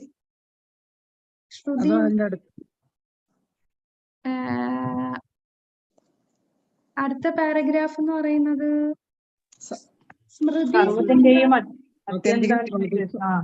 സർവ്വതിന്റെയും പരമസ്രോതസ്സാണ്. ആത്യന്തിക സ്രോതസ് നിരപേക്ഷ സത്യം അഥവാ ബ്രഹ്മമാണെന്ന് ശ്രുതി മന്ത്രത്തിലും പ്രസ്താവിച്ചിരിക്കുന്നു. സർവ്വതും ഭഗവാനിൽ നിന്ന് ഉത്ഭവിക്കുന്നു. സർവ്വതും ഭഗവാനാൽ സംരക്ഷിക്കപ്പെടുന്നു. അന്തിമത്തിൽ സർവ്വതും വിലയം പ്രാപിക്കുന്നതും ഭഗവാനിലാണ്. പ്രകൃതി നിയമമാണത്. സ്മൃതി മന്ത്രത്തിൽ ഇക്കാര്യം സ്ഥിരീകരിച്ചിരിക്കുന്നു. ബ്രഹ്മാവിന്റെ വർഷാരംഭത്തിൽ സർവ്വതും ഉത്ഭവിക്കുന്ന സ്രോതസ്സും സർവ്വതും ആത്യന്തികമായി സന്നിവേശിക്കുന്ന സംഭരണിയും നിരപേക്ഷ സത്യം അഥവാ ബ്രഹ്മമാകുന്നു. ഗ്രഹസമൂഹങ്ങളുടെ ആത്യന്തിക കേന്ദ്രം സൂര്യനാണെന്ന് ഭൗതികശാസ്ത്രജ്ഞർ അന്ധമായി കരുതുന്നു. എന്നാൽ സൂര്യന്റെ ഉത്ഭവം എവിടെ നിന്നാണെന്ന് വിശദമാക്കാൻ അവർക്ക് കഴിയുന്നില്ല. ഈ ഗ്രന്ഥത്തിൽ അഥവാ ആത്യന്തിക സ്രോതസ്സിനെ വിശദമാക്കിയിരിക്കുന്നു. വേദസാഹിത്യം അനുസരിച്ച് ഇവിടെ സൂര്യനോട് ഉപമിക്കാവുന്ന ബ്രഹ്മാവ് ആത്യന്തിക സൃഷ്ടാവല്ല, പരമദിവ്യോത്തമ പുരുഷൻ വേദസാഹിത്യം അനുസരിച്ച് ഇവിടെ സൂര്യനോട് ഉപമിക്കാവുന്ന ബ്രഹ്മാവ് ആത്യന്തിക സൃഷ്ടാവല്ല, പരമദിവ്യോത്തമ പുരുഷൻ ബ്രഹ്മദേവന് വേദവിജ്ഞാനം പ്രദാനം ചെയ്തെന്ന് ഈ ശ്ലോകത്തിൽ പ്രസ്താവിച്ചിരിക്കുന്നു. ബ്രഹ്മദേവൻ പ്രഥമ ജീവാത്മാവ് ആകയാലും ആ സമയത്തെ മറ്റൊരു ജീവാത്മാവും നിലവിലില്ലാത്തതിനാലും ബ്രഹ്മദേവൻ മറ്റൊരാളാൽ പ്രചോദിതനാകുന്നത് സാധ്യമല്ലെന്ന വാദം ഉയർന്നേക്കാം. എന്നാൽ രണ്ടും സൃഷ്ടികർത്താവായ ബ്രഹ്മദേവനെ സൃഷ്ടി നിർവഹണത്തിനായി പരമദിവ്യോത്തമ പുരുഷൻ പ്രചോദിതനാക്കിയെന്ന് ഈ ഗ്രന്ഥത്തിൽ സുവ്യക്തമായി പ്രസ്താവിച്ചിരിക്കുന്നു. ആകയാൽ സമസ്ത സൃഷ്ടിയുടെയും പിന്നിൽ വർത്തിക്കുന്ന പരമപ്രജ്ഞ നിരപേക്ഷനും പരമദിവ്യോത്തമ പുരുഷനുമായ ശ്രീകൃഷ്ണ ഭഗവാനാകുന്നു. സകല ദ്രവ്യങ്ങൾ ഉൾക്കൊള്ളുന്ന സർഗാത്മക ശക്തി അഥവാ പ്രകൃതിയെ നിയന്ത്രിക്കുന്നത് ശ്രീകൃഷ്ണ ഭഗവാൻ മാത്രമാണെന്ന് ഭഗവത്ഗീതയിൽ ഭഗവാൻ സ്വയം പ്രഖ്യാപിച്ചിരിക്കുന്നു. ആകയാൽ വ്യാസദേവൻ ബ്രഹ്മദേവനെ ആരാധിക്കുന്നില്ല, മറിച്ച് ബ്രഹ്മദേവന് സൃഷ്ടികർമ്മം നിർവഹിക്കുന്നതിന് മാർഗനിർദ്ദേശം നൽകുന്ന പരമദിവ്യോത്തമ പുരുഷനെ ആരാധിക്കുന്നു. ഈ ശ്ലോകത്തിൽ പ്രതിപാദിച്ചിരിക്കുന്ന അഭിജ്ഞ, സ്വരാട് എന്നീ പദങ്ങൾ വിശേഷ പ്രാധാന്യം അർഹിക്കുന്നവയാണ്. ഈ ഇരു പദങ്ങൾ പരമദിവ്യോത്തമ പുരുഷനായ ഭഗവാനെ മറ്റെല്ലാ ജീവസത്തകളിൽ നിന്നും വ്യതിരിക്തനാക്കുന്നു. പൂർണ്ണ അഭിജ്ഞനും പൂർണ്ണ സ്വതന്ത്രനുമായ മറ്റൊരു ജീവസത്തയുമില്ല. സൃഷ്ടി നിർവഹണത്തിന് ബ്രഹ്മദേവന് പോലും ഭഗവാനെ ധ്യാനിക്കേണ്ടതായി വരുന്നു. എന്നിരിക്കെ ഐൻസ്റ്റീനെ പോലുള്ള മഹാന്മാരായ ശാസ്ത്രജ്ഞന്മാരെ കുറിച്ച് എന്ത് അഭിപ്രായപ്പെടുവാൻ? അത്രയും ബുദ്ധിശക്തിയുള്ള ശാസ്ത്രജ്ഞന്മാരുടെ മസ്തിഷ്കം നിശ്ചയമായും മനുഷ്യ സൃഷ്ടി അല്ല തന്നെ. അത്തരമൊരു മസ്തിഷ്ക സൃഷ്ടി നടത്തുക ശാസ്ത്രജ്ഞനാൽ അസാധ്യമാണെന്നിരിക്കെ ഭഗവത് അധികാരത്തെ നിഷേധിക്കുന്ന മൂഢ നാസ്തികരെ കുറിച്ച് എന്താണ് പറയുക? ഭഗവാനുമായി താതാത്മ്യം പ്രാപിക്കുമെന്ന് സ്വയം വ്യാജസ്തുതി ചെയ്യുന്ന അവ്യക്തിഗതവാദികളായ മായാവാദികൾ പോലും പൂർണ്ണ അഭിജ്ഞരും പൂർണ്ണ സ്വതന്ത്രരുമല്ല. ഭഗവാനുമായി താതാത്മ്യം പ്രാപിക്കുന്നതിന് ആവശ്യമായ ജ്ഞാനാർജനത്തിനായി അത്തരം നിർവ്യക്തികവാദികൾ കഠിന തപശ്ചര്യകൾ അനുഷ്ഠിക്കുന്നു. എന്നാൽ അവരൊക്കെ അവസാനം ക്ഷേത്രങ്ങളും സന്യാസമഠങ്ങളും നിർമ്മിക്കുന്നതിന് ആവശ്യമായ ധനം നൽകുന്ന ചില സമ്പന്ന ശിഷ്യരെ ആശ്രയിക്കുന്നവരായി തീരുന്നു. ഭഗവത് അധികാരത്തെ നിന്ദിക്കുന്നതിന് മുമ്പായി നാസ്തികരായ രാവണനും ഹിരണ്യകശിപുവും ഒക്കെ അതികഠിനമായ തപശ്ചര്യകൾ അനുഷ്ഠിച്ചിരുന്നു. എന്നാൽ അന്തിമത്തിൽ ക്രൂരമായ മൃത്യുസ്വരൂപനായ ഭഗവാൻ അവരുടെ മുന്നിൽ പ്രത്യക്ഷപ്പെട്ടപ്പോൾ നിസ്സഹായരും നിരാശ്രയരുമായ അവർക്ക് രക്ഷപ്പെടാൻ കഴിഞ്ഞില്ല. ഭഗവാന്റെ അധികാരത്തെ പുച്ഛിക്കാൻ ധൈര്യപ്പെടുന്ന ആധുനിക നാസ്തികരുടെ അവസ്ഥയും ഇതുപോലെ തന്നെയാണ്. അവണ്ണമുള്ള നാസ്തികർക്കും സമാന അന്ത്യം സംഭവിക്കും. ചരിത്രം ആവർത്തിക്കപ്പെടും. എപ്പോഴൊക്കെ മനുഷ്യർ ഭഗവത് അധികാരത്തെ നിന്ദിക്കുന്നുവോ നിഷേധിക്കുന്നുവോ അപ്പോഴൊക്കെ പ്രകൃതിയും പ്രകൃതി നിയമങ്ങളും അവരെ ശിക്ഷിക്കുന്നുവെന്ന് ഭഗവത്ഗീതയിലെ യഥാ യഥാ ഹി ധർമ്മസ്യ ഗ്ലാനിർഭവതി ഭാരത എന്ന പ്രശസ്ത ശ്ലോകത്തിൽ സ്ഥിരീകരിക്കുന്നു. എപ്പോൾ എവിടെ ധർമാചരണത്തിന് ക്ഷയം നേരിടുന്നുവോ അപ്പോൾ അധർമ്മം തഴച്ചു വളരുന്നുവോ അപ്പോഴൊക്കെ ഞാൻ അവതരിക്കുന്നു. ഭഗവത്ഗീത 4:7. ഹരേ കൃഷ്ണ. ഹരേ കൃഷ്ണ. Thank you Mataji. ഹരേ കൃഷ്ണ. അപ്പൊ ഇവിടെ ഒരു കാര്യം കൂടെ ഈ പാരഗ്രാഫിൽ പറയുന്നുണ്ട്. അതായത് ചിലര് പറയും ബ്രഹ്മാവ് ആണ് ആദ്യം നിർമ്മിച്ചത്, എല്ലാത്തിന്റെ ഉറവിടം കാരണം ബ്രഹ്മാവിന് മുമ്പ് വേറെ ജീവജാലങ്ങൾ ഇല്ലല്ലോ, ബ്രഹ്മാവാണല്ലോ ആദ്യം. അപ്പൊ ആ ബ്രഹ്മാവിനെ ഇനി ആരാണ് ഈ ബുദ്ധി കൊടുക്കാൻ? ശരിക്കും ആരാണ് ബുദ്ധി കൊടുത്തത്? അത് ഭഗവാൻ തന്നെയാണ്. ഭഗവാനാണ് ബ്രഹ്മാവിന് ഈ ബുദ്ധിശക്തിയും ഈ ഓർമ്മയും എല്ലാം കൊടുത്തത്. പിന്നീട് പറയുന്നുണ്ട് അഭിജ്ഞ സ്വരാട്. നമ്മളെ ഈ ശ്ലോകത്തില് പറയുന്നുണ്ടല്ലേ, അഭിജ്ഞ സ്വരാട്. ആദ്യത്തെ ജന്മാദ്യസ്യ യഥോന്യയാദിതരത ശാർദ്ധേഷ അഭിജ്ഞ സ്വരാട്. അപ്പൊ അഭിജ്ഞ സ്വരാട് എന്ന് പറയുമ്പോൾ അതായത് ഭഗവാനാണ്, ആരെയും ഡിപ്പെൻഡ് ചെയ്യുന്നില്ല. ഭഗവാൻ പൂർണ്ണനാണ്. ആ പൂർണ്ണനായ ഭഗവാനെ ആരുമായിട്ടും കമ്പയർ ചെയ്യാൻ പറ്റില്ല. അതിന് നമ്മൾ പ്രഭുപാദര് കമ്പാരിസൺ ആദ്യം സയന്റിസ്റ്റുകളെ തരുന്നുണ്ട്. ഇപ്പൊ സയന്റിസ്റ്റുകൾ ഒരു വസ്തു ഉണ്ടാക്കി, നമുക്കറിയാം ഒരു ഫോൺ, ഓരോ 6 മാസം കഴിയുമ്പോഴും പുതിയ പുതിയ ഫോൺ വാങ്ങിക്കണം. കാരണം എന്താ, അവർക്ക് എന്താ ഏറ്റവും പെർഫെക്റ്റ് ആയിട്ടുള്ള ഫോൺ വാങ്ങിക്കാത്തത്? ഓരോ ഫോൺ നമുക്ക് ഇറങ്ങുമ്പോഴും അതിനെന്തെങ്കിലും അപാകത കാണും. അപ്പൊ അതിനെ അപ്ഗ്രേഡ് ചെയ്യാനായിട്ട് അവര് അടുത്ത പുതിയത് ഉണ്ടാക്കും. അപ്പൊ അവരുടെ നോളജ് ഇങ്ങനെ പുതിയ എഡിഷൻ ആയിട്ട് ഇങ്ങനെ മാറിക്കൊണ്ടിരിക്കും. പക്ഷെ ഭഗവാന്റെ അങ്ങനല്ല. ഭഗവാന്റെ സൃഷ്ടി എല്ലാം പൂർണ്ണമാണ്. അതിന് അപ്ഗ്രഡേഷൻ ഒന്നും ഇല്ല. ഭഗവാൻ എല്ലാം പൂർണ്ണമായിട്ടാണ് ഭഗവാൻ തരുന്നത്. ഭഗവാൻ ജ്ഞാനം അപ്ഡേറ്റ് ചെയ്യുന്നില്ല. നമ്മൾ ഈ തന്ന ഭഗവത്ഗീത, ശ്രീമദ് ഭാഗവതം എന്നുള്ളത് ഇന്ന് ഈ ഇന്ന് വന്നിട്ട് ഇനി നാളെ അത് മാറ്റി ഇതിന്റെ എഴുതിയേക്കുന്ന ഒന്നും മാറുന്നില്ല. വർഷങ്ങളായിട്ട് യുഗങ്ങളായിട്ട് കിട്ടുന്ന ജ്ഞാനം തന്നെയാണ്. അതിനൊരു മാറ്റവുമില്ല. കാരണം ഭഗവാന്റെ ജ്ഞാനം വളരെ പെർഫെക്റ്റ് ആണ്. അത് പൂർണ്ണമാണ്. നമ്മള് ഈശോപനിഷത്തിൽ പഠിച്ചു, ഓം പൂർണ്ണമദ പൂർണ്ണമിദം പൂർണ്ണാത് പൂർണ്ണമുദച്യതേ. അതുപോലെ ഭഗവാന്റെ എല്ലാം പൂർണ്ണമാണ്. ഇപ്പൊ ഒരു പൂ എടുത്താൽ തന്നെ നമ്മൾ ആർട്ടിഫിഷ്യൽ ഇന്റലിജൻസ് എന്ന് പറഞ്ഞ ഇന്നത്തെ കാലത്ത് എല്ലാവരും അതിന്റെ പുറയിലാണ്. അങ്ങനെ ഇപ്പൊ ആർട്ടിഫിഷ്യൽ ആയിട്ട് ഒരു പൂ ഉണ്ടാക്കിയാൽ തന്നെ ആ പൂവിന് മറ്റൊരു ജീവനെ ഉണ്ടാക്കാൻ പറ്റുമോ? ഒരു പൂവിനും ആ പൂമ്പൊടിയിൽ നിന്ന് അടുത്ത പൂവിലേക്ക് മാറി, പിന്നെ ഈ പൂവിൽ നിന്ന് കായ ഉണ്ടാകുന്നു, ആ കായിൽ നിന്ന് അടുത്ത ചെടി ഉണ്ടാകുന്നു. അങ്ങനൊന്നും ചെയ്യാൻ ആർട്ടിഫിഷ്യൽ ആയിട്ടുള്ള വ്യക്തിക്ക് സാധിക്കില്ല. അപ്പോ ഈ അടുത്ത ജനറേഷൻ നമുക്ക് പ്രത്യുത്പാദനം തരാൻ പറ്റുന്ന സൃഷ്ടി അത് ഭഗവാന് മാത്രമേ തരാൻ സാധിക്കുന്നുള്ളൂ. അതുകൊണ്ട് ഈ പറയുന്ന സയന്റിസ്റ്റുകൾ ആരും അഭിജ്ഞരുമല്ല, സ്വരാട്ടുമല്ല. കൂടാതെ മായാവാദികളെ ഉദാഹരണം പറയുന്നുണ്ട്. മായാവാദികൾ പറയും ഞങ്ങളും ദൈവമാണ്, ഞങ്ങൾ ദൈവമായിട്ട് മാറും. പക്ഷെ ഈ പറയുന്ന മായാവാദികൾ അവര് നിലനിൽക്കണം. ദൈവമല്ലേ അവര്? ദൈവമാണെങ്കിൽ പിന്നെന്തിനാ നിലനിൽപ്പിന് വേണ്ടി മറ്റുള്ളവരെ ആശ്രയിക്കുന്നത്? അവർക്ക് ആഹാരം കഴിക്കാനും മറ്റുള്ള കാര്യങ്ങൾക്കും ആരുടെയും സഹായമില്ലാതെ അവർക്ക് നിൽക്കാൻ സാധിക്കില്ല. അത് പക്ഷെ ദൈവത്തിന് അങ്ങനെയല്ല. ഭഗവാൻ സ്വതന്ത്രനാണ്, പൂർണ്ണ സ്വതന്ത്രനാണ്. അദ്ദേഹത്തിന് ആരെയും ഡിപ്പെൻഡ് ചെയ്തല്ല അദ്ദേഹം കഴിയുന്നത്. എത്ര എയ്ത്തിസ്റ്റുകൾ ആയാൽ പോലും, ഇപ്പൊ രാവണനെയും ഹിരണ്യകശിപുവിനെയും ഉദാഹരണം പറയുന്നുണ്ട്. രാവണനും ഹിരണ്യകശിപുവും അത്ര വലിയ നിരീശ്വരവാദികളായി നിന്നെങ്കിലും എന്താണ് അവസാനം സംഭവിച്ചത്? മരണത്തിൽ അവർക്ക് മരണത്തെ നേരിടേണ്ടി വന്നു. അപ്പോ ഒന്നും ഭഗവാന്റെ മുകളിൽ ആർക്കും പോകാൻ സാധിക്കില്ല.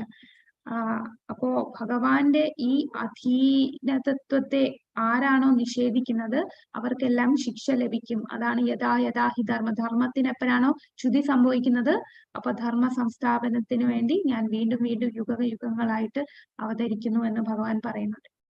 ഇനി അടുത്ത പാരഗ്രാഫില് ഭഗവാൻ പറയുന്നു, ഞാൻ പൂർണ്ണനാണ്. ഭഗവാൻ പൂർണ്ണനാണ്. അത് പല ശ്രുതി മന്ത്രങ്ങളിലും അത് പറയുന്നുണ്ട്. ഭഗവാൻ പൂർണ്ണനാണ് എന്ന്. ഈ പ്രകൃതിയെ എങ്ങനെയാണ് പ്രകൃതിക്ക് സൃഷ്ടി ചെയ്യാൻ സാധിക്കുന്നത്? ഈ പ്രകൃതി ഉണ്ടാകുന്നതും ഭഗവാന്റെ ആ ദൃഷ്ടി പതിക്കുമ്പോഴാണ്. ഭഗവാന്റെ ദൃഷ്ടി പതിക്കുമ്പോഴാണ് പ്രകൃതിക്ക് പ്രത്യുത്പാദനം ചെയ്ത് പ്രകൃതിയിൽ ഓരോ ജീവജാലങ്ങൾ വന്ന് മറ്റ് ജീവജാലങ്ങളിൽ പോകുന്നത്. പക്ഷെ ഒരു മനുഷ്യൻ ഒരിക്കലും ദൃഷ്ടി കൊണ്ട് പ്രത്യുത്പാദനം ചെയ്യാൻ സാധിക്കില്ല. ഭഗവാന്റെയോ എല്ലാ ഇന്ദ്രിയങ്ങൾക്കും എല്ലാ കഴിവുകൾക്കും ഉണ്ടല്ലേ. നമ്മൾ ബ്രഹ്മസംഹിതയില് ഒരു ശ്ലോകത്തിൽ പറയുന്നുണ്ട്, എന്താണ്, ഭഗവാന്റെ ഓരോ ഇന്ദ്രിയങ്ങൾക്കും പല പല കാര്യങ്ങൾ ചെയ്യാൻ സാധിക്കും. എന്നാൽ അങ്ങനെയല്ല, സാധാ മനുഷ്യർക്ക് അത് ചെയ്യാൻ സാധിക്കുകയില്ല. അതാണ് അടുത്ത പാരഗ്രാഫ്. ആ 10ാമത്തെ പാരഗ്രാഫ് വായിക്കാമോ? തീരാറായി, 10 മിനിറ്റിനുള്ളിൽ നമുക്ക് തീരും. ഹരേ കൃഷ്ണ. മാതാജി, ശാരദ മാതാജി. ഓം നമോ ഭഗവതേ വാസുദേവായ. സർവശുദ്ധി മന്ത്രങ്ങളിലും പരമഭഗവാൻ സർവ സദാചാര്യ മൂല്യങ്ങൾ ഉൾക്കൊള്ളുന്നവനും പൂർണ്ണാഭിജ്ഞനും പരിപൂർണനുമാണെന്ന് സ്ഥിരീകരിച്ചിരിക്കുന്നു. പരിപൂർണനായ പരമദൈവത്വ പുരുഷൻ ഏക കടാക്ഷത്താൽ സമസ്ത ജീവാത്മാക്കളെയും സൃഷ്ടിച്ചുവെന്ന് ശ്രുതിമന്ത്രത്തിൽ പ്രതിപാദിക്കുന്നു. സർവ്വജീവസത്തക്കളും ഭഗവാന്റെ അവിഭാജ്യ ഘടകങ്ങളാകുന്നെന്ന് മാത്രമല്ല, ബൃഹത്തായ ഭൗതിക സൃഷ്ടിയെ ആത്മീയ സ്ഫുല്ലിംഗ ബീജങ്ങളാൽ ഭഗവാൻ പൂരിതമാക്കുന്നു. അങ്ങനെ നിരവധി അത്ഭുതകരങ്ങളായ സൃഷ്ടികളുടെ രംഗപ്രയോഗത്തിനായി സർഗാത്മക ശക്തികൾ സദാ വർത്തിച്ചുകൊണ്ടിരിക്കുന്നു. ഭഗവാൻ ഒരു ഘടികാര നിർമ്മാതാവിനേക്കാൾ വിദഗ്ധനല്ലെന്ന് നാസ്തികർ വാദിച്ചേക്കാം. എന്നാൽ സ്ത്രീ പുരുഷ പ്രതിലേഖ രൂപത്തിൽ ഭഗവാൻ യന്ത്രങ്ങളെ നിർമ്മിക്കുന്നതിനാൽ ഘടികാല നിർമ്മാതാവിനേക്കാൾ തീർച്ചയായും ശ്രേഷ്ഠനാണ്, ഉത്തമനുമാണ്. സ്ത്രീ പുരുഷ രൂപത്തിലുള്ള യന്ത്രങ്ങൾ ഭഗവാന്റെ അനന്തര ശ്രദ്ധ കൂടാതെ തന്നെ വ്യത്യസ്തങ്ങളായ അസംഖ്യം സമാന യന്ത്ര നിർമ്മാണം നിർബാധം തുടരുന്നു. മനുഷ്യ ശ്രദ്ധ കൂടാതെ സ്വയം സമാന യന്ത്രങ്ങളെ ഉൽപ്പാദിപ്പിക്കുന്ന തരം ഒരു കൂട്ടം യന്ത്രങ്ങൾ മനുഷ്യർ നിർമ്മിക്കുന്നുവെങ്കിൽ അയാളുടെ ബുദ്ധിശക്തി ഭഗവാന്റെ നിന്നും സമീപസ്ഥനാണെന്ന് അഭിപ്രായപ്പെടാം. എന്നാൽ അത് അസാധ്യമാണ്. ഓരോ യന്ത്രവും പ്രത്യേകം നിയന്ത്രിക്കണം. ആകയാൽ ആർക്കും ഭഗവാനോളം നല്ലവണ്ണം നിർമ്മാണം നടത്തുക അസാധ്യമല്ല. ഭഗവാന്റെ മറ്റൊരു നാമം അസൗമോർദ്ധ എന്നാണ്. അതിനർത്ഥം ഭഗവാനെ സമാനാനായോ അതീതനായോ ആരും തന്നെ ഇല്ല എന്നർത്ഥം. ശ്രുതിമന്ത്രത്തിൽ നിന്ന് ദൃഢീകരിച്ചിരിക്കുന്നു. ഭൗതിക പ്രപഞ്ച സൃഷ്ടിക്ക് മുമ്പ് സർവരുടെയും യജമാനായ ഭഗവാനല്ലാതെ ആരും തന്നെ നിലനിന്നിരുന്നില്ല. വേദവിജ്ഞാനം ബ്രഹ്മദേവന് പകർന്നു നൽകിയ ഭഗവാനെ എല്ലാ വിധത്തിലും ആദരിച്ച് അനുസരിക്കണം. ഭൗതിക നൂലാമാലയിൽ നിന്നും രക്ഷ നേടാൻ ആഗ്രഹിക്കുന്ന ഏതൊരാളും നിശ്ചയമായും ഭഗവാനെ ശരണം പ്രാപിക്കണമെന്ന് ഭഗവത്ഗീത ദൃഢമായി പ്രസ്താവിക്കുന്നു. ഹരേ കൃഷ്ണ മാതാജി. ഹരേ കൃഷ്ണ. Thank you Mataji. ഇനി അടുത്ത പാരഗ്രാഫിൽ പറയുന്നുണ്ട്, ആർക്കാണ് ഈ ഭഗവാനെ മനസ്സിലാക്കാൻ സാധിക്കുക? ആരാണോ പൂർണ്ണമായി ഭഗവാനെ ശരണം പ്രാപിച്ചത് ആ വ്യക്തിക്ക് മാത്രമേ ഭഗവാനെ മനസ്സിലാക്കാൻ സാധിക്കൂ. ഭഗവാനിൽ ശരണം പ്രാപിക്കാതെ ആർക്കും ഭഗവാനെ, നമ്മളെല്ലാരും മായയിൽ പെട്ടുപോകും ഭഗവാനിൽ ശരണം പ്രാപിച്ചില്ല എന്നുണ്ടെങ്കിൽ. അപ്പോൾ ബുദ്ധിമാനായിട്ടുള്ള വ്യക്തി എന്ത് ചെയ്യും? ഭഗവാന്റെ പാതാരവിന്ദങ്ങളിൽ ശരണം പ്രാപിക്കും. അങ്ങനെ ഭഗവാനാണ് എല്ലാ കാരണങ്ങൾക്കും കാരണഭൂതനെന്ന് അവർക്ക് മനസ്സിലാക്കാൻ സാധിക്കും. ഭഗവത്ഗീതയിൽ പറഞ്ഞ പോലെ അങ്ങനെയുള്ള ബുദ്ധിമാന്മാർ ആണ് മഹാത്മാക്കൾ. അവരാണ് ഏറ്റവും ഉയർന്ന ആത്മാക്കൾ. അങ്ങനെയുള്ള ആത്മാക്കൾ വളരെ വിരളമാണ്, അങ്ങനെ ആത്മാക്കളെ കാണുക എന്നുള്ളത്. അപ്പൊ ഒരു മഹാത്മാവിന് മാത്രമേ ഭഗവാനാണ് എല്ലാ കാരണഭൂതങ്ങൾക്കും കാരണമെന്നും പരമമായ സത്യമാണ് ഭഗവാൻ എന്നും മനസ്സിലാക്കാൻ സാധിക്കൂ. അവർക്ക് മായ അവരെ ബാധിക്കില്ല. നമ്മളെല്ലാരും മായ കൊണ്ട് മൂടപ്പെട്ടത് കൊണ്ടാണ് ഇതെല്ലാം തിയറി ആയിട്ട് കേൾക്കുന്നുണ്ട്. പക്ഷെ നമുക്ക് ആ ഒരു ഭഗവാനെ മനസ്സിലാക്കാനോ നമുക്കത് സാക്ഷാത്കാരം ലഭിക്കുകയോ റിയലൈസേഷൻ നമുക്ക് കിട്ടാത്തത് നമ്മൾ ഇപ്പോഴും ശുദ്ധീകരിക്കപ്പെടാത്തത് കൊണ്ട്. അങ്ങനെ ശുദ്ധീകരിച്ച പരമമായ മഹാത്മാക്കൾ വളരെ റെയർ ആയിട്ടാണ്. നമ്മള് ഉപദേശാമൃതത്തിൽ പഠിച്ച 3 തരത്തിലുള്ള ഭക്തന്മാര്, കനിഷ്ഠ, മധ്യമ, ഉത്തമ. ആ ഉത്തമ ഭക്തന്മാർ അവരാണ് മഹാത്മാക്കൾ. ആ ഉത്തമ ഭക്തന്മാർക്ക് മാത്രമേ ഭഗവാനെ സാക്ഷാത്കരിക്കാൻ സാധിക്കുകയുള്ളൂ. അവർക്ക് മാത്രമേ ഭഗവാനാണ് എല്ലാ കാരണമാണെന്ന് ഉള്ള ആ ജ്ഞാനം ഉള്ള ആ സാക്ഷാത്കാരം കിട്ടുകയുള്ളൂ.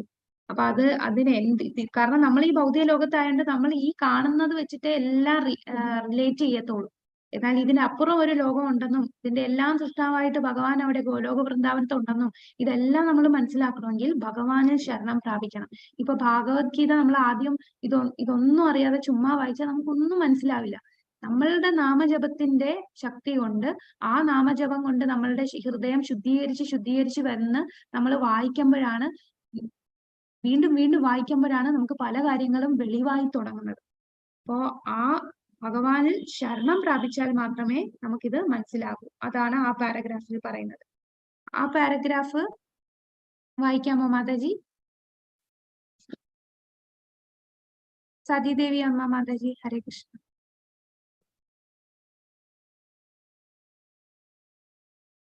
ഹരേ കൃഷ്ണ. ഓക്കെ, കുഴപ്പമില്ല. പരമദിവ്യോത്തമ പുരുഷനായ ഭഗവാന്റെ പാദാംബുജങ്ങളിൽ ശരണം പ്രാപിക്കാത്ത ഒരാൾ സംഭ്രാന്തനാകുമെന്ന് നിശ്ചയമാണ്. എപ്പോൾ ബുദ്ധിമാനായ ഒരാൾ ഭഗവാന്റെ പാദാംബുജങ്ങളിൽ ശരണം പ്രാപിക്കുകയും ഭഗവത്ഗീതയെ പ്രസ്താവിച്ചിരിക്കുന്നത് പോലെ സർവ്വകാരണങ്ങളുടെയും പരമകാരണം ഭഗവാനാണെന്ന് പൂർണ്ണമായി മനസ്സിലാക്കുകയും ചെയ്യുന്നുവോ അപ്പോൾ മാത്രമേ അയാൾ മഹാത്മാവായി തീരുന്നുള്ളൂ. എന്നാൽ അത്തരം മഹാത്മാക്കളെ അപൂർവമായി മാത്രമേ ദർശിക്കാനാവൂ.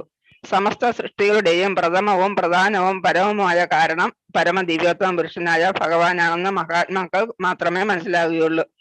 ഭഗവാൻ പരമസത്യമാണ്. എന്തെന്നാൽ മറ്റെല്ലാ സത്യങ്ങളും ഭഗവാൻ ആപേക്ഷികമാണ്. ഭഗവാൻ സർവ്വവ്യാപിയും മായാവിമുക്തനുമാണ്. ഹരേ കൃഷ്ണ മാതാജി. ഹരേ കൃഷ്ണ. Thank you. ഇനി അടുത്ത പാരഗ്രാഫില് പറയുന്നത് ശ്രീമദ് ഭാഗവതത്തിന്റെ ഒതന്റിസിറ്റിയെ പറയുകയാണ്. ശ്രീമദ് ഭാഗവതം അമല പുരാണമാണ് അല്ലെ. അത് ചില ആൾക്കാർ പറയും, മായാവാദികൾ പറയും ശ്രീമദ് ഭാഗവതം വ്യാസദേവനല്ല ഇത് തന്നത് എന്ന് പറയും. ചിലർ പറയും ഇത് പുതിയതായിട്ട് വന്ന ക്രിയേഷൻ ആണ് എന്നൊക്കെ പറയും. എന്നാൽ ശ്രീധര സ്വാമി പറയുന്നുണ്ട് ഭാഗവതം വളരെ പഴയ പുരാണമാണ്. ഇതിന്റെ ആദ്യത്തെ ശ്ലോകം തന്നെ ഗായത്രി മന്ത്രത്തിൽ നിന്നാണ് തുടങ്ങുന്നത്. കൂടാതെ മത്സ്യപുരാണത്തിൽ ഇതിനെക്കുറിച്ച് പരാമർശിക്കുന്നുണ്ട്. മത്സ്യപുരാണവും ഏറ്റവും പണ്ടേ ഉള്ള ഒരു പുരാണമാണ്. ആ പുരാണത്തിൽ പറയുന്നുണ്ട് ഗായത്രി മന്ത്രം, ശ്രീമദ് ഭാഗവതത്തിലുള്ള ഗായത്രി മന്ത്രം, അതുപോലെ ഒരുപാട് ആധ്യാത്മികമായ നിർദ്ദേശങ്ങൾ എല്ലാം ഗായത്രി മന്ത്രത്തിൽ കൂടെയാണ് തുടങ്ങുന്നത്. ഇനി ആരാണോ ഈ ശ്രീമദ് ഭാഗവതത്തെ പൂർണ്ണ ചന്ദ്രനുള്ള ദിവസം കൊടുക്കുന്നത്, ഗിഫ്റ്റായിട്ട് കൊടുക്കുന്നത്, അങ്ങനെ ചെയ്താൽ അവർക്ക് തിരിച്ചു ഭഗവാന്റെ ധാമത്തിൽ എത്താൻ സാധിക്കും. ഇതെല്ലാം പല പല റെഫറൻസ് നമുക്ക് പ്രഭുപാദർ തരുന്നതാണ്. പല റെഫറൻസിൽ നിന്നും പല ആചാര്യന്മാരും ശ്രീമദ് ഭാഗവതത്തെ കുറിച്ച് പറഞ്ഞതും ഇതെല്ലാം റെഫറൻസ് ആയിട്ട് എടുത്ത് പ്രഭുപാദർ നമുക്ക് ഡീറ്റെയിൽ ആയിട്ട് എക്സ്പ്ലെയിൻ ചെയ്യാണ്.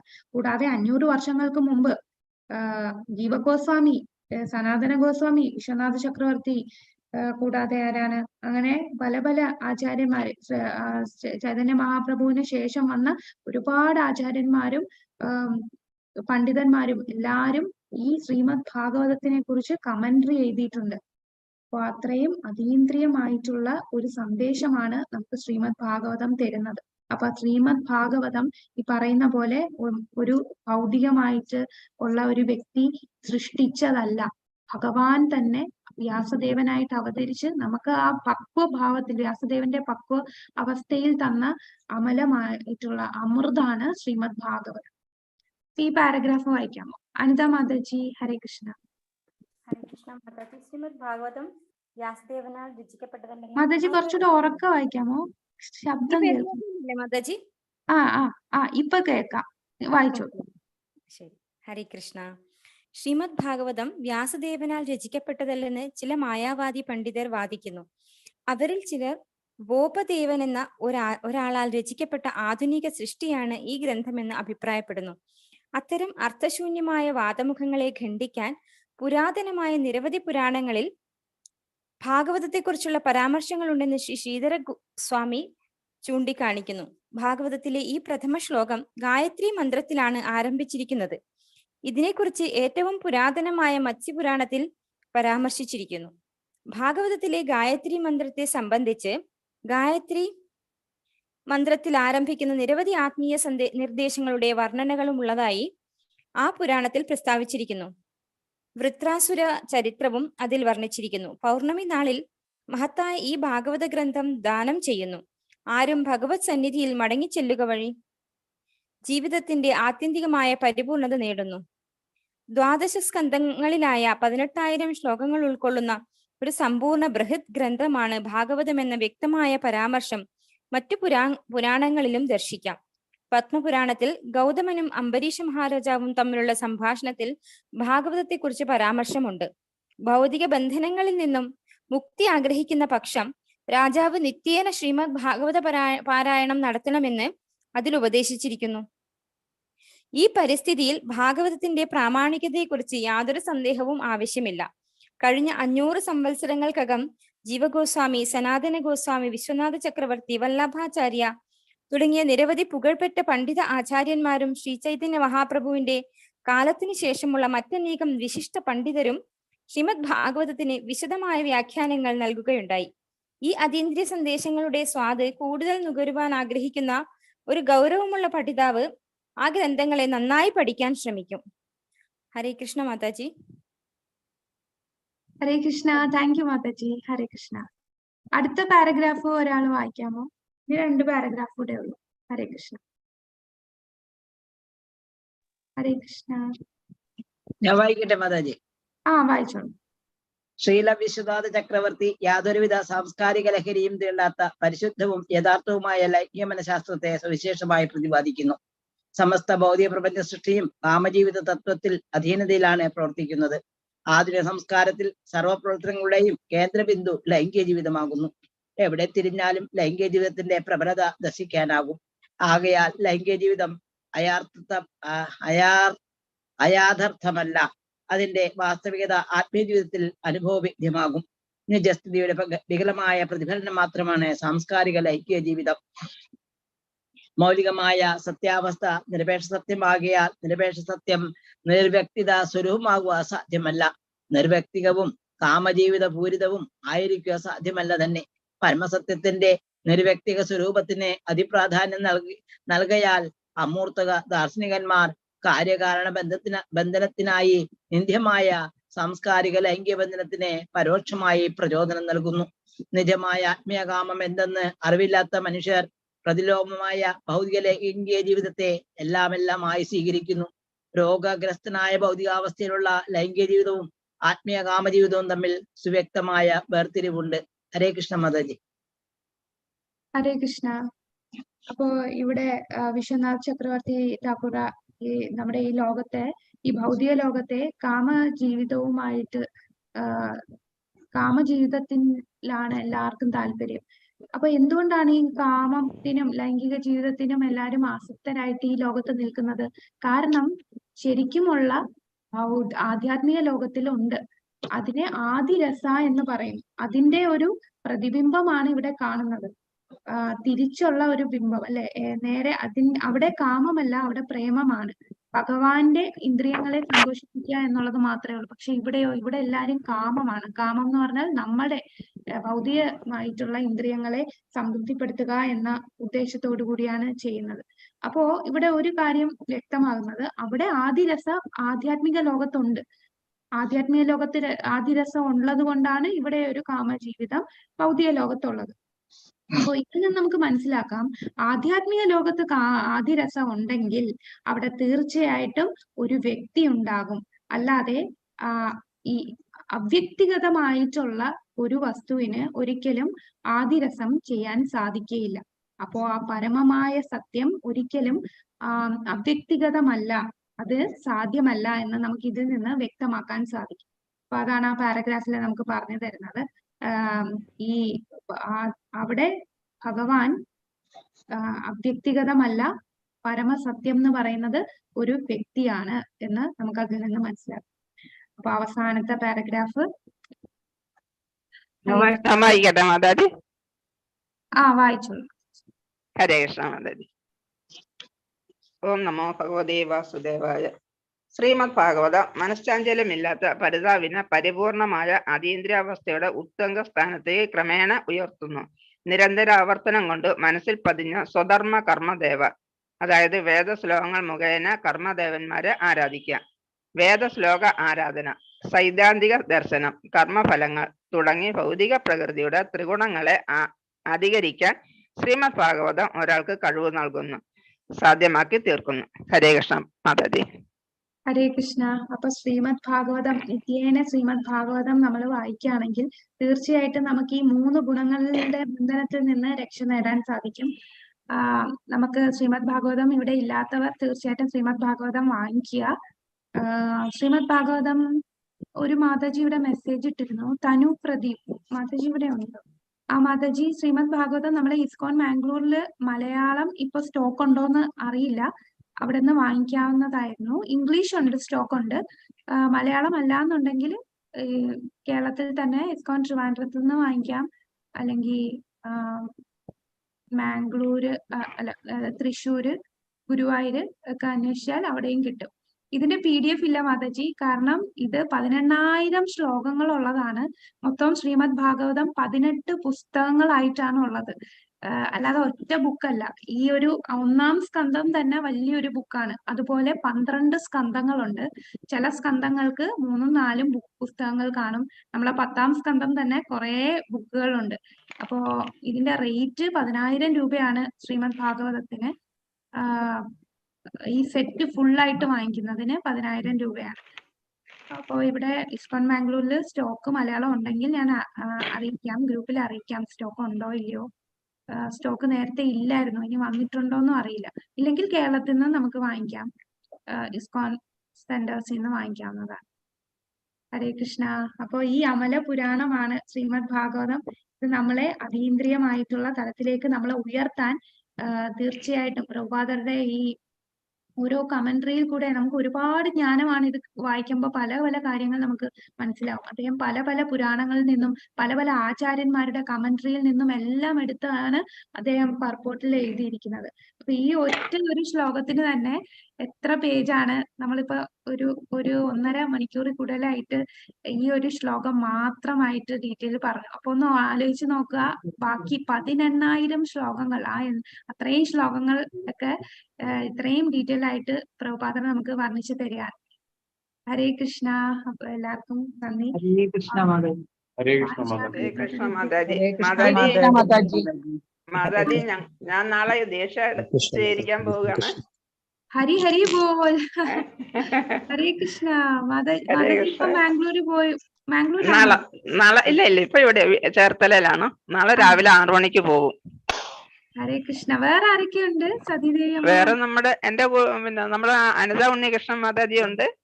അനിത മാതാജി. ഹരേ കൃഷ്ണ. പിന്നെ നമ്മുടെ ബീന മാതാജി ഉണ്ട്, രാവിലെ ഭാഗവതം ക്ലാസ്സിലുള്ളത്. ബീന മാതാജിന്റെ ഹസ്ബൻഡ്. ഓക്കെ. ബീന മാതാജി ഗുരുവായൂരുള്ള. പിന്നീട് നമ്മുടെ മനീഷ അനൂപ് മാതാജി. മനീഷ മാതാജി. ഓക്കെ.